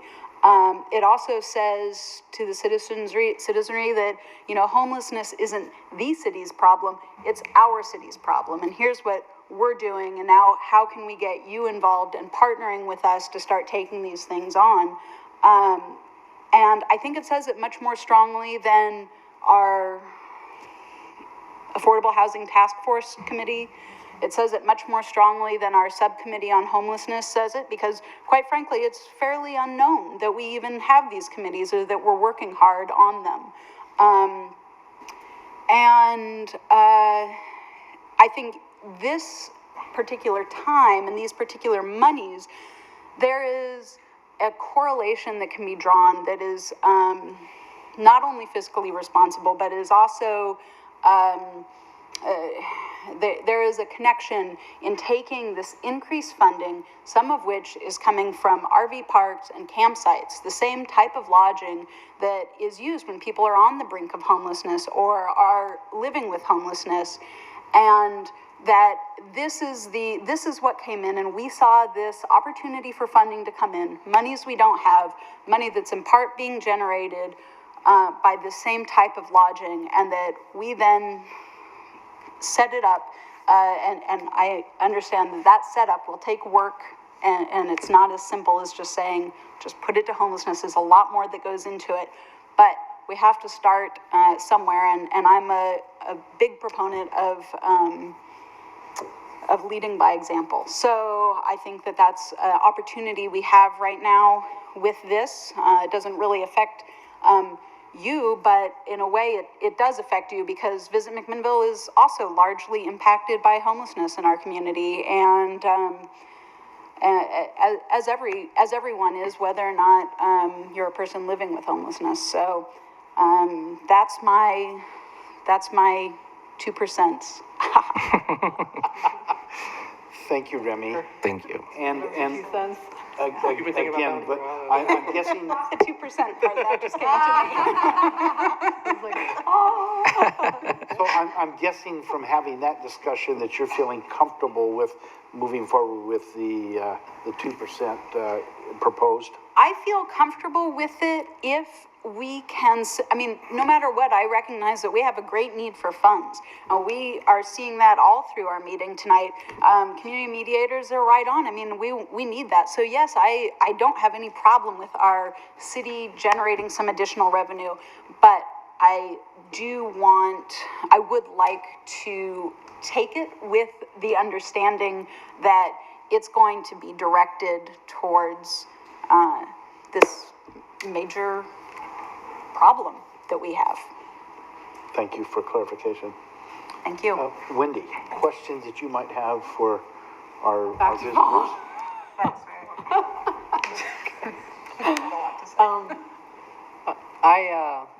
I had a question about with regards to the 2%. Can you talk a little bit about how you determined that that was the sweet spot? When you're looking at that chart, you would go from Yeah, one we of can the go back lower to it. ones to the third highest. I think that we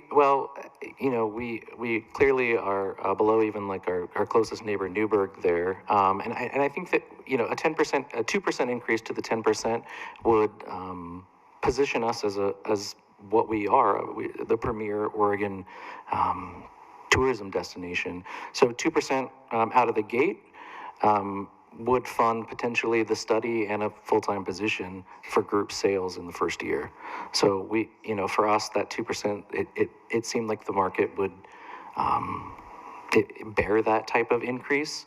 We're not sitting at the ultimate high end, and we're definitely not at the low end. I can tell you on a state level, the Willamette Valley and Oregon wine tourism is top priority for Travel Oregon's promotion. But honestly, we're the most underrepresented as far as McMinnville being the heart of Oregon wine country. So I think with that increased effort and focused on group sales, we can really move the needle. So I'm behind the 2%. I don't know if that's a strong enough statement. Then with regards to the convention, the push for conventions, the new lodge I know has, and the Air Museum has Atticus. Are there other places that you're looking to partner with? I'm not. The partners are all, we don't know what that feasibility study will say. They may say, you know, we need to support our current inventory in these ways. We're not focused necessarily on conference, but when we think about the opportunities, it's, you know, conference, trade shows, live culture and music events and sporting events are really what kind of fill those things historically for communities. So we're going to let the feasibility study, that's why prior to, we want someone to say, this is what makes sense with the data that we have. This is the economic impact that will bring to the community, and these are how you can execute it. Great. Okay. Thank you. And I just wanted to make a comment. I'm fully in support of it. Okay. And I would like to have more dialogue about Remy's proposal and Susan's as well. I think that my only concern with that is making sure that it's really clearly defined and, you know, like that it's used really efficiently. And we have a mechanism for doing that and seeing it in the big picture of our budget, because there's many things that have needs, make sure that we're handling it responsibly. But I think it would be great to have a more conversation about it. Thank you. I'm going to shoot over to Adam and then Kevin and then Council President. So first question would be regarding the RV. Pretty sure I'm aware of what that one spot is out on the 3 Mile Lane corridor, but most of their rentals in the summertime seeming to be snowbirds that have been lifelong residents of this town that come back and stay for 2 or 3 months. Are those people subject to the same tax? So it's only people under 30 days. So it's transient lodging by definition is if you have a room in a hotel or any space longer than 30 days, you're no longer transient. So as long as that would only include people that are staying there for under 30 days. Okay, thank you for that. Next question would be, by your definition, what defines a group? Is it 6 people, 16 people, 60 people? The more the merrier. I don't have a definition on the group business, but I would say we're focused on conferences, you know, that size of an event. So, you know, you can have a small conference for 50 people, you could have a conference for 500. You know, I guess I would let the feasibility study direct who our targets are. Okay. But attracting significant events, like this year we put money towards the Truffle Festival. That was our engagement, sort of scratching the surface of, you know, what's something that we can bring that will fill hotels for a weekend, that we can partner with and help connect to food and wine. And that was our first entry into that. We'd like to put somebody full-time focused on, you know, whether it's a food festival or if it's a wrestling tournament or if it's, we have requests quite frequently for like the vending machine suppliers of America are interested in coming to McMinnville, and can you put up 200 people with all of these, you know, we can't meet those requirements. So we're hoping to say yes to the inquiries that we have and then really seek out the opportunities that we don't know. Okay. So group sales, just to help, because I think we've hit around that, we're really looking for that convention, the area that we miss out on so many times because we don't have facilities or capabilities of handling probably much more than 40, 50 people and probably no space for them to even meet in the format that they would require to have a conference.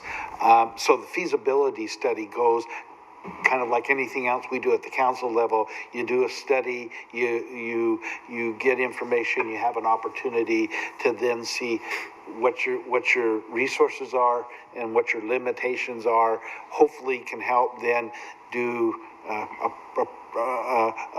private sector coming in, because we'll be able to sell the fact that this is a kind of business that's not coming to us. Thank you for your insight, Mr. Mayor.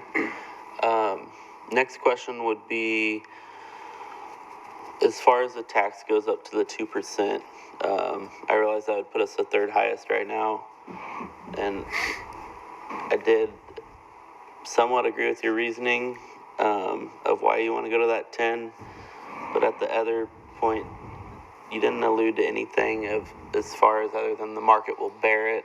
You don't think that's going to make it go static in that shoulder season that we're struggling with already? I think where it would have an effect is with group sales, and where we would be able to have leverage is working with, it's the negotiation of those rates. So let's say we're at a 10% rate and we're trying to book a conference, we would work to help facilitate that through a negotiation to bring them to town. I don't think that we'd feel it on the individual, traditional vacation traveler. And the data supports a household income that I don't think would it wouldn't be a sticker shock or deter them from staying, in my opinion. Thank you. I think the one other piece that we haven't addressed is that Visit McMinnville has reached out also to Old Stone to see what their thoughts would be, and have reached out to a number of the lodging professionals and entities in town to see what their thoughts would be, and they've all come back with a positive nod that that's something they could support. That was my next question. Yeah, we held a lodging stakeholder meeting recently and invited folks out to kind of give them the summary report and pitch the idea. We did not receive pushback, but support. I attempted to reach, I have not spoken to the owners of Old Stone Village and had honestly a difficult time reaching them, but I did talk to their staff and deliver the message of our intention. They were overly supportive of our efforts so far, and we were clear that our intention was to include, propose an increased, propose a lodging tax to include RV parks. So hopefully that message reached them. Other than that satisfies my questions right now. I would just say that in general, I'm in support of it. I'm probably more in support of Remy's idea of doing something for homelessness. I mean, that's seemed like our first and foremost council goal we had at goal setting this year. And I think that the opportunity's presented itself to do more than just talk about it. And how that earmark would go, how long that earmark would be in statute, that I think needs more discussion on, are we going to set that funds aside indefinitely, or 1 year or 3 years, or whatever that is. But as far as the principle of the tax rates and including the RVs, I feel justified in that. It's just, where is our money going to go for that? And I think we should have that discussion before we vote on the tax.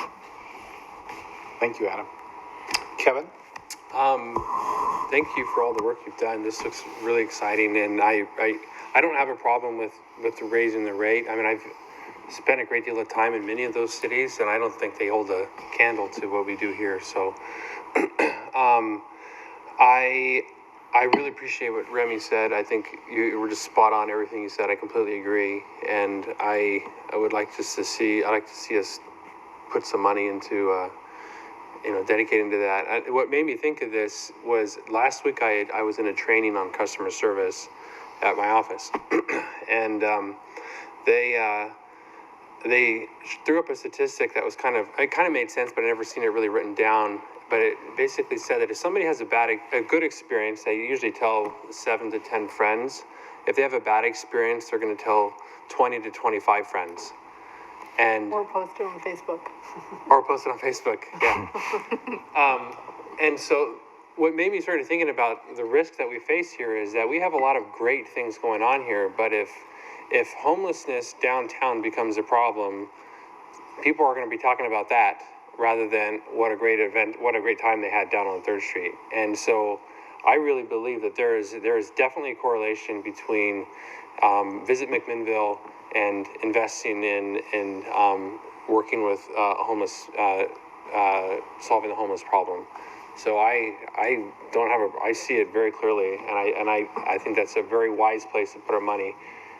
In this area, to me, besides traffic, that is in parking, that is the number one risk facing the vitality of downtown and what we're trying to present all these pictures you showed in your presentation were gorgeous.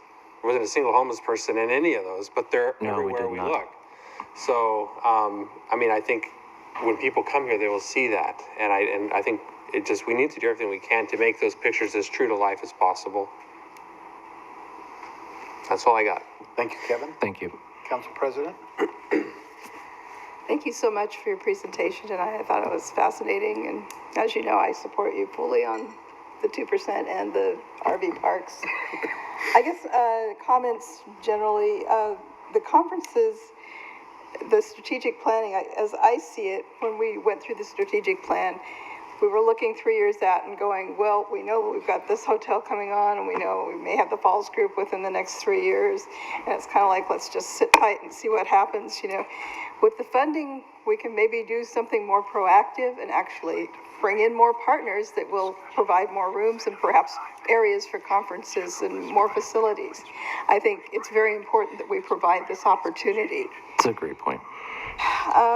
The RV parks, you know, I never really thought much about taxing an RV park, you know, but until the airport show, the having these folks come in and put on an air show within the next maybe 3 years, if we can make the police, you know, make all the safety services work for us. One of the big things when I went and talked with them is they wanted RV parks. They wanted to bring in their motorhomes and be able, you know, the people that were on the ground and running the whole show, they wanted to have a place to go and a place that's comfortable for them, where they can feel at home. And I think it's going to be a growing thing. I think we will see more of them. So yes, and particularly if there's no real objection from their point of view. I mean, we had two kind of weak objections here tonight, or only one, I guess, really. So my feeling is, I think it's important to tax the RV parks, particularly since they don't seem to have any real objections, and you also presented this to the other hoteliers and stuff in town, and they seem to go with it. I see no other objections tonight. So that would say that they are along with you and don't feel that it's going to disrupt their business.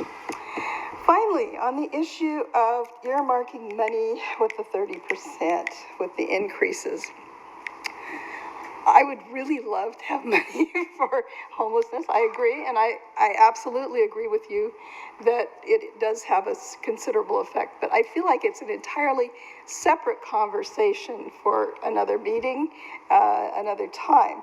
And the reason I say this is this 30% is earmarked for many needs that increased tourism brings to the city of McMinnville. There's needs for public safety, there's needs for public works, all of our departments are stressed to at least to a higher degree because of the tourism dollars that are or the tourism people that are coming in. And I think it's probably better not to earmark these funds at this particular point in time and maybe save this for a separate discussion under strategic planning. At that point in time, I would be more than open to discussing it. But I just don't feel like this is the time. I think we're discussing, let's increase room tax and let's increase, you know, spread it to the RV parks. That's my take on it. Thank you very much. Can I just make a clarification? Because I want to make sure I understand. You're talking about taking the additional, the delta, not the full 30%. Correct. Okay. The increase. It is the additional, but that money is specifically I just wanted to meant make sure I understood. to help the city I overall. agree with you. We need to have a more. It goes into the general fund, and I don't feel like it should be specifically earmarked, no. Thank you, Kelly. So from my perspective, I do think there are two issues, and I think that we ought to now focus on our willingness to have staff go out and prepare that which would be necessary to increase the TLT by 2% to 10%, and then also include RV and camping sites in this, and to have that back to us at our June 13th meeting. I think we ought to move quickly on this. There's nothing that prevents us from doing that. So that's what my proposal would like to see. And then as soon as we do that, then let's have that discussion around the earmarking, because I think we all have some thoughts a little bit about that. But I think convolutes our discussion if we do the one based Mayor, on the could I other. just suggest that we could maybe take that discussion and put it into the strategic planning session? I just don't feel like there's any point in continuing that discussion at this point in time, because there's a whole lot of things that are all going into funding police. They need 7 more policemen. Fire, I mean, we're paying something like 1.5 million to YCOM and to the ambulance service. There are many needs in this overall situation. Right. And even though I fully agree with Remy that homelessness is a big issue and it does draw these services, and so perhaps there is a good argument for doing some form of discussion as far as a budget line item. At this point in time, I do not feel it's appropriate. Okay. And so what I'd like to do is I'd like to just to do the TLT increase right now so we can get past that. And then, so Alan? I had one more question. Okay, go ahead. Related to that increase. A year ago, when you gave the annual speech, came up, what's the next big step? And you said convention center capability. Any progress being made on that? Well, let's say we do increase this, if it's going to go for 2% plus the RVs, 68,000 plus RVs, the annual number you talked about. But Anyhow, carry on. Sorry. Total, I believe, yes. Thank you.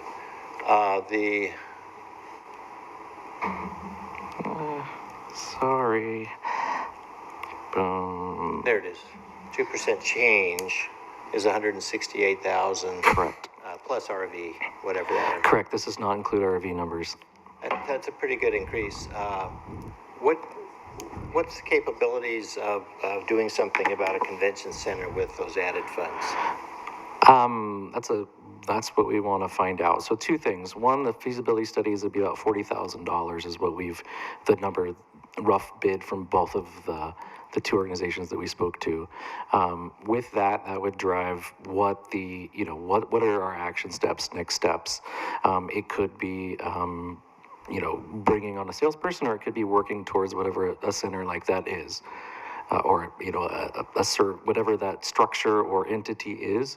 Our dollars by law can be only spent in a certain manner, so we would be spending those according to that. So what's the answer? Is it a private thing that we go out and court? We use with MEDP to court a business to come to town to fill those roles. Is it a public-private partnership? There's multiple ways, and the feasibility study that we would be executing would also give us recommended methods of securing the funding or support for whatever it is that is the ticket. Regardless, we would be funneling those dollars into utilizing the current assets that we have and promoting those for the group sales that we can currently attract. I don't have a clear how we're going to get the convention center as of now. This is just a means to keep driving. The consultant would have some suggestions. Most certainly. How to go from. Yeah, they're perfect. They've been doing this for 30 years. I can share council a lot of the different packets that have been delivered to different communities, highlighting what it looks like, what you would be investing in. And really we'd be investing in direction and answers. What's the best? What is that next step? What is it as a community that we need? What will bring the greatest impact? What that financial estimated, or what's not good to do? I mean, I think we've spoke to a few communities that they thought, we were going to get this thing. We were sure we needed it, and they recommended don't do that. So I think that's is critically important that we go into it not knowing what it is exactly that we need. Thank you. Okay. So where I'm at right now, this isn't a resolution, but it is by council. Well, let me, David, could you just share with us what we need to do to instruct staff to move forward tonight? Yeah, I think a simple motion, if it's or consensus of the council, that it's your will that staff prepare an ordinance amendment that would affect the two recommendations or requests from Visit McMinnville, one to bring RV parks and campgrounds into the authority of the or jurisdiction of the city's transient lodging tax, and then the second being to increase the rate of that tax from 8% to 10%. And that's something that we can bring together for you in ordinance form for a first reading at your next council meeting. And so what I'd like to do is just get an indication by each counselor if they're desirous for us to move forward on that, because that's the first thing that needs to happen. So I'll start with Alan. An indication from you? I would be positive towards the increase and the addition of the RV parks and campsites within city limits, yeah. Okay. Remy?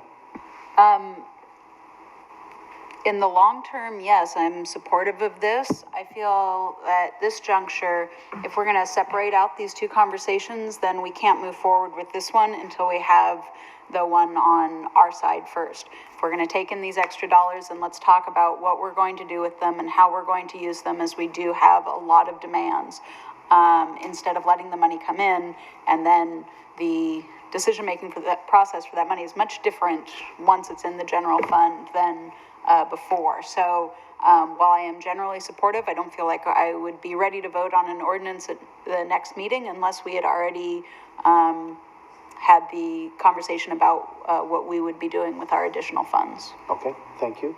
Wendy? I'm in support of the increase and the RV parks and campsites.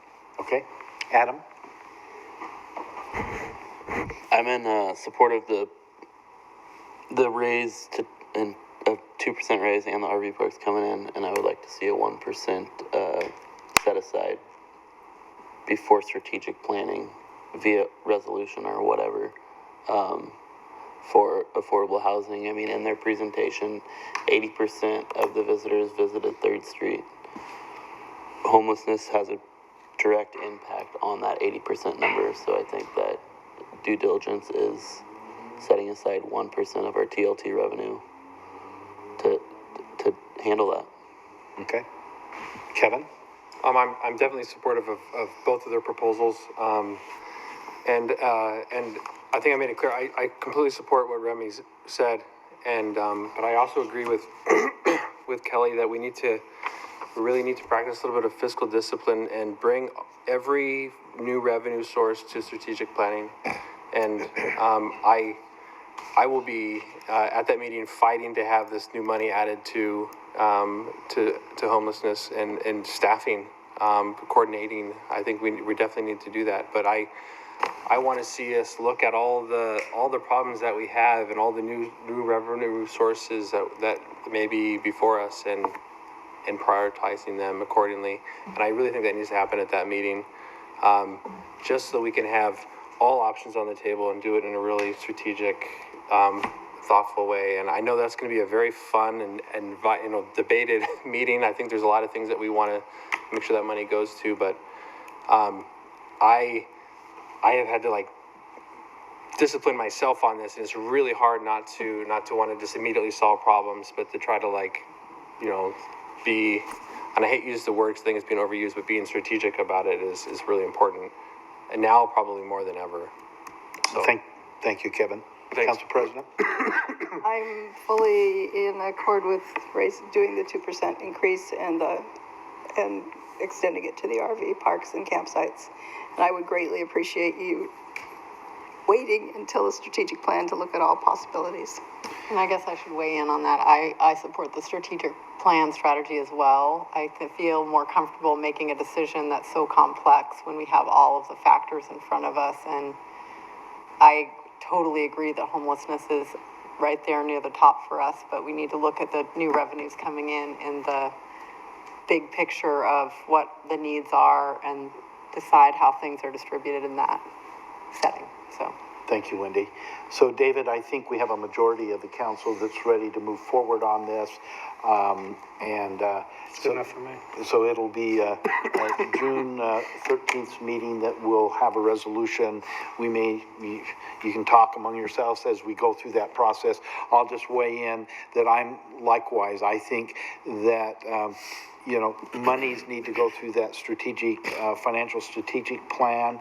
We're looking for opportunities of revenue as our city manager made reference at the budget committee, although we anticipated this, it's not in the budget, so it gives us plenty of time, understanding that this tax, it'll take 30 days after the 13th, and then it's a quarterly paid tax, so we've got some time, and I would strongly suggest that we have our strategic discussion in that period of time. That gives us, that's giving us,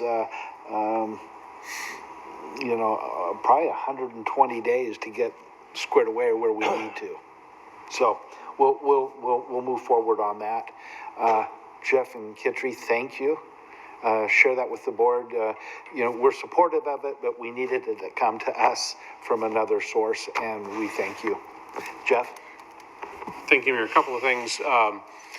Just in terms of timing, that it won't be a problem to get the ordinance to you for consideration.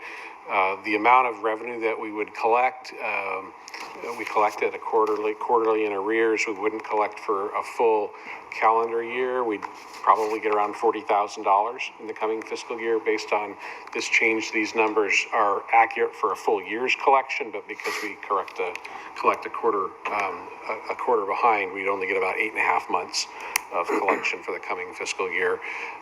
The council has all the discretion in the world in terms of how you dedicate this money or don't dedicate it. It's not in the budget as an appropriated amount. If you take action to approve the ordinance, you can set aside the money and not make a decision about specifically how to spend it in the coming year. You can dedicate it to a particular expense, or you can not appropriate it at all, which means it doesn't get spent, it gets banked and then used for whatever it is you decide to use it for, whether some of the things you've talked about tonight or some other priority that comes out of a larger conversation. So you've got a lot of flexibility about how and when you want to do that, and we'll stand ready to take whatever direction you have for us. And council, thank you for the good discussion of putting things on the table and us being able to get through this. And so again, thanks, council. Thanks to you two. And again, share with the board how excited we are and the good news that taking back to you that we've accepted your business plan and your financial plan. Thank you, and thank you for all of the thoughtful engagement on it, and know that we intend to make a significant impacts and inroads and with these dollars, and should it pass with group sales. So thank you so much. Thank you. Thank you. Well, that takes us to our resolutions this evening. Our first resolution that is on the docket is 2017-33, a resolution approving a waiver of deed restriction. And so I'll turn the time over to our city attorney. Thank you. David? This is a continuation of an item that was before you last month regarding a request from Parallel Infrastructure to for the city to grant a waiver of a deed restriction that was imposed on a portion of property that was conveyed by the city of McMinnville to Evergreen Helicopters in 1971. We have a representative here tonight from Parallel Infrastructure who I've asked to come up and be available for your questions. I did let him know that there was some discussion about with respect to the right of the city to reserve space on the tower. Friendly with fly here. Reserve space on the tower for 10 feet of vertical height. Jeez. That there's some question by the council about where on the tower that might be located and whether it would be to our benefit for our needs for emergency communications. And so, Aaron, if you want to come up and introduce yourself, talk about the proposal and what we negotiated into the waiver, and then stand for questions. Sure. So I'm Aaron Bloom. From an address perspective, it's 12830 Southwest Parkway in Portland. I am the regional director for Parallel Infrastructure Lend Lease. It's our new parent company. I think Brandon, my counterpart, was here last time to speak with you. He's out of state right now. So I think basically to surmise what we had been discussing, there's the property out on 3 Mile Lane where there's the restrictive covenant on the property. We ran the studies with the FAA, the Oregon Department of Aviation, for, I believe, a height of 135 feet, and had been working, obtained all the necessary permits at that height, but wanted to work with the city with respect to the covenant that's currently on the property. And so I think the resolution that came out of, or the discussion that came out of the last meeting that Brandon attended, was the potential of the city using the facility itself at no cost for the city's communication services. And from there, I would just ask if there are any questions relative to that. I'm more than happy. My side of the house that I generally deal with the companies, I work with the carriers themselves or any potential tenant to cite them on the facility itself, whereas Brandon primarily has responsibility in the initial development of a given facility. So I have, to date myself, 10 plus years working in this side of the house, citing folks on the facilities themselves, and understanding the nuances that are, that have to do with various frequencies and how to kind of coordinate all of that. So what questions can I answer for folks? So let's open it up to the council for any questions that you might have. Sure. Could you explain, so we understand from the contract that we reserve 10 feet of space on the tower, and then also that the space that we're guaranteed is from the 65-foot mark to the 75-foot mark. No? No, it's anywhere on the tower. Anywhere on the tower, first come, first serve. Highest available. But highest available, but if all the other applications were in before us, then it would be at the 65 to 75 foot, right? Actually, that's the part that's reserved? So essentially, I can speak to that. Yeah, please do. So essentially, we work with the commercial carriers, right? In this instance, Verizon Wireless is going to be the first provider on the site. They each take up approximately 10 feet of vertical space. So, and in this day and age, they've all kind of cannibalized down to there's basically 4. So if you're looking at the top, if we're so fortunate that all 4 of them make use of that facility, then you're looking at basically the top 40 feet of the tower would be used up if they all right away, come rolling along. If, for example, the city decides, in the next couple of weeks that, hey, we've decided we want to use the facility, we're not reserving out those 40 feet. It's whoever comes to us first and says, hey, we want to make use of what's the highest available level. And then that's what we'll provide. So, but in the best case scenario for our company, where we're looking to, obviously see a return on the investment that we're making in building the facility, the best case scenario is that, AT&T, Sprint, and T-Mobile join Verizon on the facility, and then you're basically looking at approximately 90 feet at the bottom of the last level. Whoever that provider would be, would have roughly the 90 to 100-foot level. And then, so in the worst case scenario, you would have an 80 to 90 feet. Okay, at sorry, that point. I don't know where the 65. Yeah, no, and I apologize. I obviously wasn't clear on that point during the earlier discussion. An early version of our negotiation. Correct. They proposed a dedicated 10-foot slight between 65 and 75 feet. That's not in what's before you right now. Okay. That was negotiated. And then how does it, pardon my ignorance here, but if you'll give me just a child's description of how this works in terms of, it logically seems like the higher you are, the better you are, but that's maybe not necessarily true. So how does that work? And specifically, how does that work with how it is going to relate to our city's needs and emergency response needs? So I can speculate, but I'm not a radio engineer, and I don't know the existing network that the city has for whether it's public safety or whatever communications you would use it for. It really depends on the frequencies. Higher isn't always better. It depends on, the FCC allots certain frequencies, certain frequency bands to the carriers, and then based on that, they propagate based on their existing network and what they need to fill in coverage gaps. So you know, the effectiveness of a given location on the tower is going to be relative to what's already existing from a network standpoint for the city, and I guess what the topography would be out there, or just overall what a radio engineer would be looking to, what their objective would be by using that facility. So I can't necessarily speak to that because I'm not an engineer. I don't claim to be an engineer.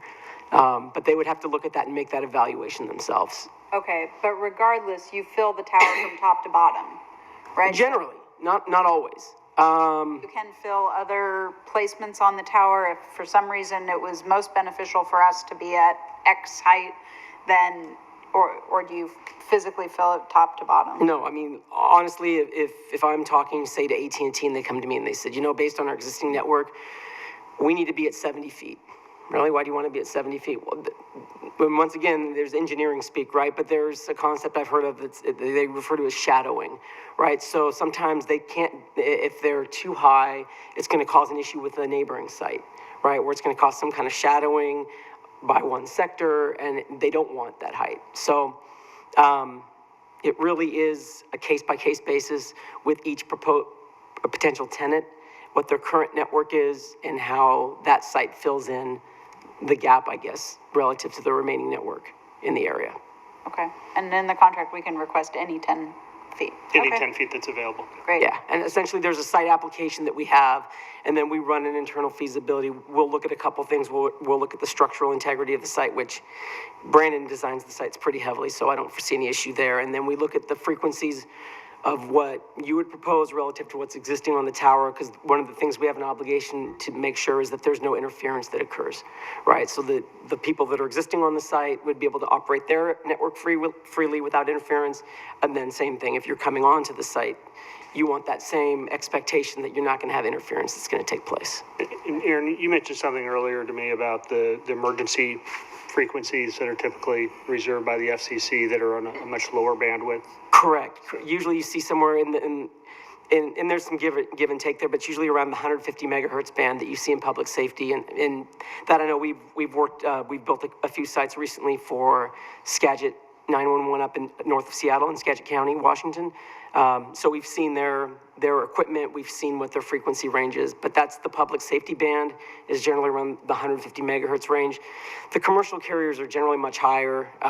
They range from, the FCC just issued a lot of spectrum in the 600 megahertz range. So you see 600 megahertz all the way up to 2100. And so I wouldn't foresee there would be any type of issue with interference, and you can get pretty close, usually from the bottom of another antenna to the top of what you would place. You maybe need 2 to 3 feet of separation, so they can get pretty tight up there. But once again, we make sure we run an interference study to make sure that we have the assumption that it's not going to cause a problem, but we have the obligation to make sure that it won't. Thank you. Any other questions? Adam? I would just add that our public safety frequencies are in that 150, but I don't have my ham radio on me, but I believe most of them are in the 150 range. And they're nodding yes in the back. No. 450. Oh, 450, okay. And sorry if I can speak real quick, and the golden standard is in the 700 range. And Newburgh's at like 800. Newburgh's 800. Yeah. Okay. But Newburgh's a trunk system, so we patch over to them maybe once in a great while, but not normally. Yeah. And Washington County with 12th Valley coming in, do they come down to us or do they patch? They're at 800 also. Okay. And that's a pretty common band. But once again, the FCC delineates to each of the commercial carriers and then also to public safety specific bands, so there generally shouldn't be any level of interference. I know there are existing sites where you'll have a commercial carrier that runs like in the 850 band, and then you'll have public safety on that same site, and there generally isn't any interference. And maybe you have to go from 2 to 3 feet to 5 to 6 feet of separation. But once again, we hire engineers to go ahead and do that review to make sure there won't be any interference.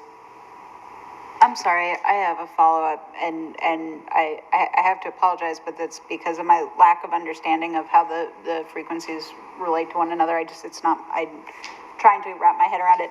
So what you're currently using, if you don't mind, if what you're currently using, does that then dictate a certain height on the tower? Is there, is there any advanced knowledge of where? No, okay. We need a radio I am engineer. not, I am. Yeah. Okay. Any further discussion? I don't Alan? I think that it sounds good when it is put together. Different. That was the main issue. Something in my skin is getting a spot on the tower that's actually not going to do us much good over what we have. Right. So we would, I think as Mayor Hill had recommended, we set staff loose on this to determine how soon we could get an application in and have the supporting data by our public safety people to recognize the height that we would be happy with. It seems to me that from what Okay. Yeah, I know, and once again, I have some level of experience, but I'm not an engineer, and I think, I think that course of action would probably be the most prudent thing is, have those folks, I'm sure you have some radio engineers that are part of that group and have them take a look and relative to their current network and see what they need on that site. Okay, thank you. Well, I'll ask for a motion for resolution 2017-33 approving a waiver of deed restriction. Okay? It has been moved by Councillor Rudin and seconded by Councillor Stassens. All in favor, indicate by saying aye. Aye. Any opposed? And this resolution is passed unanimously. Thank you, Aaron. For the long nature of the meeting, hopefully you picked up a few things just by attending tonight. Absolutely. No, it's fascinating to me, so it's my pleasure. Thank you. Thank you. Resolution number 2017-34, resolution awarding a contract for the design of water reclamation facility, tertiary treatment and disinfection project, project 2017-2. So Mike, we'll turn that over to you. Thank you, Mayor and members of the council. I'd refer you to the staff report prepared by Engineering Services Manager Rich Bofford that's in your packet, as well as the proposed resolution and associated attachments. As you noted, this resolution has to do with awarding a design contract to CH2M Hill for the next project that's in our wastewater facilities plan. That's a plan to expand the tertiary treatment capacity at the treatment plant, as well as to replace the aging ultraviolet disinfection system that was installed with the original treatment plant. Staff recently completed a request for qualifications process to determine the appropriate design engineer for this project. The results of that RFQ process are also in the packet. CH2M Hill was the highest ranked proposer. In the first phase of this work, their project work will include a lot of work related to process selection to determine that we've got the proper treatment process moving forward. In future phases, you'll see preliminary and final design contracts, as well as construction services as well. The scope of work for this phase accounts for $124,230 worth of work. That proposed scope of work is in your packet, as well as a proposed vicinity map. I think Melissa has that in the slides for you. This is the very end of the treatment process. As you know, we just completed a project, an award-winning project to add secondary treatment capacity. This will add tertiary treatment capacity, which is the final filtration process before the effluent is discharged to the river. This will set us up well for the future, as well as dealing with some aging equipment and process inefficiencies that we currently have. So, funding for this is included in the Wastewater Services Fund, which is the UV upgrade piece, and in the Wastewater Capital Fund, which is the tertiary treatment piece, both in the existing adopted fiscal year 17 budget and your recently reviewed fiscal year 18 budget. And unless there are any questions, staff would recommend you adopt the resolution as presented. Any discussion for Mike? Hearing none, I will ask for a motion to. I so move. Okay. I do have things I need to read into this, you guys. Oh, sorry. David will hit me. So I'll ask for a motion to approve Resolution 2017-34, awarding the contract for the design of water reclamation facility tertiary treatment and disinfection project 2017-2. It's been moved by Council President Mackey and it's been seconded by Councilor Drabkin. All those in favor may signify by saying aye. Aye. Any opposed, signify by saying nay. This resolution passes unanimously. Our last resolution for this evening is a resolution awarding the contract for the construction of the 2017 slurry seal project 2017-3. Mike, we'll call on you again. Thank you, Mayor, members of the council. I'll refer you to the staff memo that's in your packet from Public Works Superintendent David Renshaw, as well as the proposed resolution and project vicinity map, and then copies of the public notices that we send out to the neighborhood associated with this project. So the city's been using slurry seal applications for almost 10 years now. It's an effective tool for us in our pavement maintenance strategy.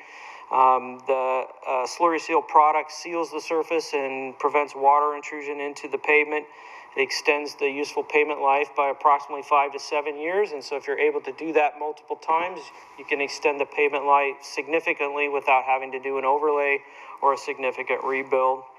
This particular year's project will include application to almost 56,000 square yards of pavement surface on 34 city streets in 7 different neighborhoods, totaling about 3.2 miles of our city network.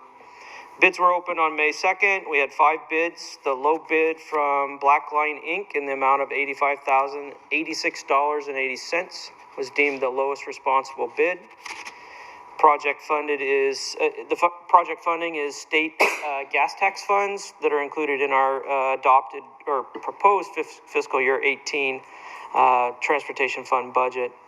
So unless there are any questions, I recommend that the council adopt the resolution as presented. Any discussion for Mike? Go ahead, Adam? I firmly believe in the project and what it does, and I grasp that very well. I would just ask that one of the first tasks for your communications position that you're filling the next fiscal year is to get this information out on how beneficial it is, so the perception to citizens is there that looking at some of these streets, I just feel that the perception might be that we're doing things that aren't needed, and I know that's not the case, but I think we need to communicate that message very well to offset that perception. It's a good point. Thank you. Thank you, Adam. Any other discussion or questions? Okay, I will ask for a motion to approve Resolution 2017-35, a resolution awarding a contract for the construction of the 2017 slurry seal project 2017-3. So moved. Okay. It has been moved by Councilor Garvin and seconded by Councilor Stassens. All in favor, please indicate by saying aye. Aye. Any opposed by saying nay? This resolution passes unanimously. That brings us to the new business portion of our meeting tonight. Feels like we've kind of been here a little bit already, but we'll turn it over to City Attorney Kosh to talk to us a little bit about receiving our Community Contributions Committee recommendation and approving the applications therein. David? Thank you, Mr. Mayor. I will refer you to my memo to City Manager Towery in the packet, and then defer most humbly to Councilor Minke or Councilor Garvin, who were both present at the committee, for any comments that you want to provide on council goals and in our review of the requests and how they were evaluated? I'm going to defer to Councilor Garvin because he seemed to have it down pat the other day. I'm going to let him go for it. So we took in 5 applications by the deadline. We funded 4 of those. The one that we did not fund, you heard a good amount of testimony on this evening. The one that received the most amount of money was the Gospel Rescue Mission at $10,000. The other 3 each received $5,000. There was some stipulations on the YCAP funding that is contingent on them securing the other $10,000 needed to do their study.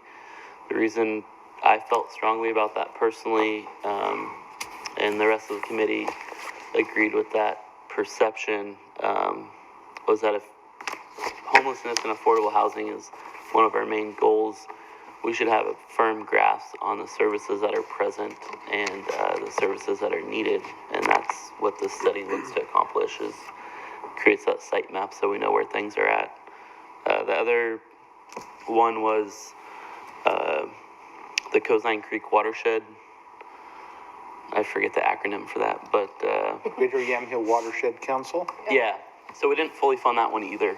And so they'll have to come up with some funds, but they also put in their application that if it wasn't fully funded, they're still able to do a good amount of work. And with how much of that runs through the heart of the city, I felt that it's something that's needed, and the rest of the contributions committee agreed with that. And then the 4th and final one that we funded was $5,000 for the chamber for the 4th of July.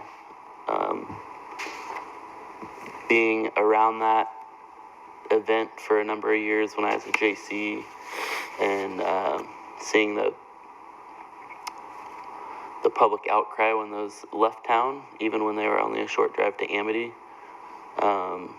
the chamber did bring that back, but they've faced some funding struggles with all the other events they have around that time. And I think the chamber's in understanding that this is probably a one-time thing, and that for it to be sustainable, they need to get some partners involved to make it sustainable. But we didn't want to drop the ball in the 4th year of it back in town, and it's greatly appreciated from the chamber's perspective that the city's willing to partner. The county also gave them $10,000 towards the $26,000 required to put the event on. So there still is a public-private partnership coming in. It's not all public money. Where is it going to be held this year? It'll be held at the Evergreen Complex again. The contract is already signed for that, and I was in a meeting last week with the Falls event team and the Evergreen arm of that as well, and we're all on the same page, so it will move forward. And that's just about the only place it could be held in the city with ATF regulations. For every 1-inch caliber of shell, your fallout zone has to go out 100 feet. So if you want to launch a 4-inch shell, you got to be 400 feet out. Any other questions for Adam or Kelly? Yeah, I just had a quick question. Can you just fill us in on the conversation around the application, the mediator's application that wasn't funded? What was the... So mediators, and you can stop me wherever you want, but or let me insert my foot fully in my mouth, but part of it was the amount of funding we've given mediators and the lack of sustainability that their business model has brought forth. If you look at their numbers, they claim that 75% of their mediations are for the city of McMinnville, but we only account for 1/3 of the county population. So I have discrepancy just in that number of itself. So are you counting any mediation that you hold within the city, where the county seat for the court, circuit court? So are those really McMinnville residents we're serving, or is it just that you're facilitating that mediation in McMinnville? The next number that I had, or philosophical reason I had discrepancy with their budget, was a good amount is truancy.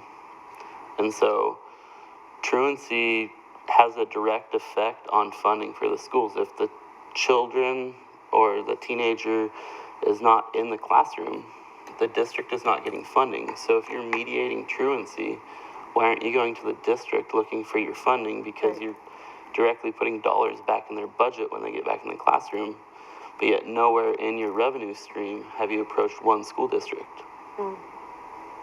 So for them to come to ask for $31,000 of their $80,000 budget, when we account for a third of the county population, but you're saying you're serving 75% of what you do is for the city, there's just a convoluted number scheme there, and I just couldn't buy into it for another year at the level that we were doing. And if you look on page, I think it's 97, there was a request for, of those that we gave to of 58, if we take the 31 and put on, see, we're back up into that close to 100,000 in requests. And that's why I asked you at the budget committee, are we set on 25,000? Because I knew we were going to have other, mediators coming, and I just needed to ask that question, and we said we're going to stick on that. So again, this is an area that just can balloon so quickly. Yeah, I mean, in the last 3 years, we've given them 60,000. You know, and if you expand it out, I think another 5, it's 90. So they've really had a lot of funding in the last few years. And I guess my question would be, why weren't you saving a little bit so you had something ahead of time? The other thing is I just really, so many other not-for-profits are working so hard for fundraising, I think of the one I'm involved with, Soup Kitchen. I mean, we've spent a lot of time fundraising. And we're solely supported by fundraising. Zero Waste, I mean, they came to us a couple years ago for money, and they're doing very well. I mean, and they're matching everything that we give when we give it. Yeah, they're doing great. One question I had, because of the nature of how they have received funding, was I know that we have something in there that says nothing should go to administration. I wondered if they would basically not qualify if they're going to be using their money for administration. That was part of the conversation that we had with the committee as well, was that the review criteria was structured in a way that it really discouraged funding ongoing operating costs, which is what it appeared their funding request was for. Yeah, because they're saying we can't operate unless you fund us. That means it was baseline administration stuff. Yeah, and it's all volunteer. I would add that David led a very good and transparent meeting. Absolutely. All of us had provided insight, and then after that insight, we then went through a point system to evaluate what rose to the top and what didn't. And it wasn't conclusive by any means. I mean, we all had our own reasonings. We all voiced those reasonings. It was very good dialogue, and nobody was silenced or felt shortchanged in their opinion. I think everybody. It was a very diverse group too. I was really pleased with that. Who all was on the committee? Leah, Mary Stern, Mary Stern, me and Adam, obviously, and David. Guy from First Federal, I forget his first name. Jim? Yeah. Jim Schlofeld? Oh, yeah. Jim Schlofeld was on it. Alina Mendez. Yeah. Good mix. Alina. Yeah. So It was a really good mix. I understand the administrative problem with the funding. We did just change, of course, our rules for distributing this money this year, and I don't think there's any doubt that mediators is a huge benefit and cost savings in a lot of other ways to our city, and then some of the other criteria for this funding they meet very well, specifically the matching funds. There's also some other things that I noticed that have come up, and clearly I advocate wholeheartedly for any funding going towards homelessness. Also, there were changes at Gospel Rescue Mission between the funding request and the giving of the funding. I certainly I would have concerns if what they kind of threatened, so to speak, were to materialize, that Yamhill, that the mediators would go away without any funding coming from the city because they weren't prepared for the change, which it was all, all this change did happen very quickly. And mostly my concern, other than for those people that they serve, my concern is that the effect would be a lot more expense to the city down the road. Although I agree with you that, yeah, it would be a concern if they did completely drop out, which I think is unlikely. They were warned. Scott Hill the mayor went to each one of the ones who had been receiving money in the past and talked to them. And I think there was some strong indicators at the budget hearing last year about, and the year before that, about continuing to give large amounts of money. I mean, we really ramped it up over a very short period of time, and there was a great deal of concern expressed about that. And I would have thought that they would have read in fairly clearly that there's obviously some issues here with continuing to do this. So I don't know. It just seems to me like maybe you should listen a little more carefully. That's all. And I feel very strongly about the ones that we did fund. I think they were good. They've had years in the past where we kind of cut them a little bit short. They haven't always been so sophisticated with their budget, like they've shown us, like actually showing us in hand written reports about the breakdown. I mean, this isn't the first time we've kind of ran into these issues with them. Definitely recognize the value that they add, but it is, I don't know, I think Adam really hit on a lot of the issues that I've had with them. Like, I love what they do, and it's like, you can't deny how important it is that what they do, but I don't know, sometimes you just kind of have to reassess the relationship. Yeah, I would add that I do see value in what they do, but I just think I look at more of our contributions as kind of a hand up and not here's your operating budget. And it, you go back, I think as little as 5 years ago, they got like $4 or $5 grand, and now you need 30 grand to be sustainable. It just seems like there's not a budget mechanism going on right now. And the piece, and I hear their story, and there was a piece of me that said maybe we approach those that we had given before and given them a bit. But again, they knew what was going in, and they came with a request of $31,000 in a time where they knew we were only giving 25. I don't think there was a real dedicated approach to saying, because if we'd given them anything, it had been 5,000, they would have still been in front of us today saying, where's our 31? Where's our 30 or 25? And so, I mean, I'm going to follow back up, and I'll have that one-on-one, which probably won't be too much fun. But at the same token, given where we're at, and their request being as high, it was higher than anyone else's, and we'd shared that message that you have to change and look at it differently, and them coming in and saying, being so surprised. I think point to the economic development. We had to really undercut what we contributed to them, and they had to go find other resources to fully fund that. And they are a much tighter affiliate of the city, and I don't think we're being unfair. I just think this is just the nature of business now. And there was, before we adjourned that meeting, there was talk of splitting that last 5,000 into 22500s and funding all 5. But if you truly need 31,000 to have operations, is 2,500 going to make that much of a difference, or would that prevent that other project from moving forward? And we felt that it would.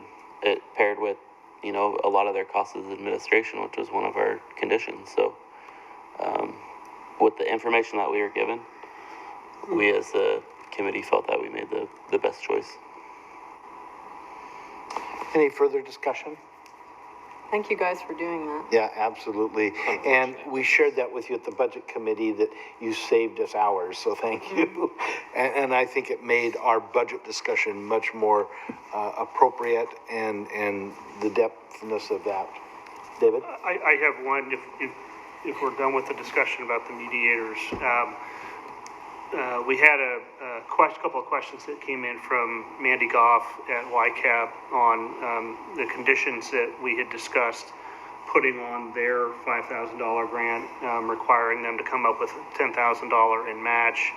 And so I would like some clarification on that as I'm going to be putting together that grant agreement.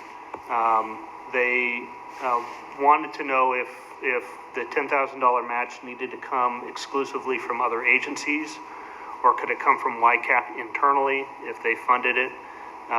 They wanted to know if the 10,000 match could be in-kind contributions, and then they wanted to know why they were the only ones asked to provide a match. So, let's stop time.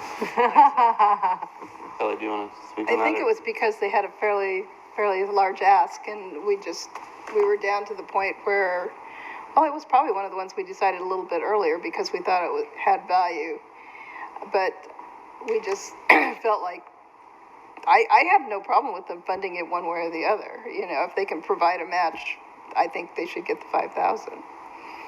I think it's a project that's important to the city, so. And I know there was some discussion because the inventory they were doing was beyond just McMinnville, it was countywide and, right. and involved Well, yeah, Newburgh that as too. well. That there was some discussion in the committee about wanting to see the county and Newburgh partner in that, but I didn't know if that would be, I put Well, that out there. that's a good point, David. I'm If we sorry. would want that to be a requirement, or if they were able to come up with the 10,000 some other way, would it be a valuable project to fund? I'd like to see some funds come from both of those. Yeah, as I think about it. What do you think? Ideally, yeah, it would be nice to see that. But the purpose of our 5,000, our particular 5,000, was to get the study done. So if, however they fund that 10,000 to get the study done, I'm okay with. I would like to see Newburgh or the county partner, but I don't think it should be a condition to say, hey, we couldn't get the study done because we couldn't get the county on board, or we couldn't get Newburgh on board. If somebody wants to step up and do an in-kind donation, and that gets the study done, it still achieves the goal we had as a contributions committee of having the study done. I agree. Okay. Any further discussion? Okay, I will ask for a motion to receive the recommendations and the approval of award of funds to the Greater Yamhill Watershed for Council for 5,000, the McMinnville Area Chamber of Commerce for 5,000, the Yamhill Community Action Partnership, known as YCAP, for 5,000, contingent upon the organization securing a total of 10,000 in additional fund matching, and the Yamhill County Gospel Rescue Mission at 10,000. So I'll ask for a motion. So move. Second? Second. It's been moved by Council President Mackey and been seconded by Councilor Stassens. All those in favor may signify by saying aye. Aye. Any opposed by saying nay? And that resolution passes unanimously. We find ourselves at 9:37 right now. We do need to move into an executive session under ORS 1926602D to conduct deliberations with persons designated to carry out labor negotiations. But before we do that, any reports from councilors that are critical for us to hear? Affordable Housing Task Force tomorrow morning, 10 a.m., Community Development Center.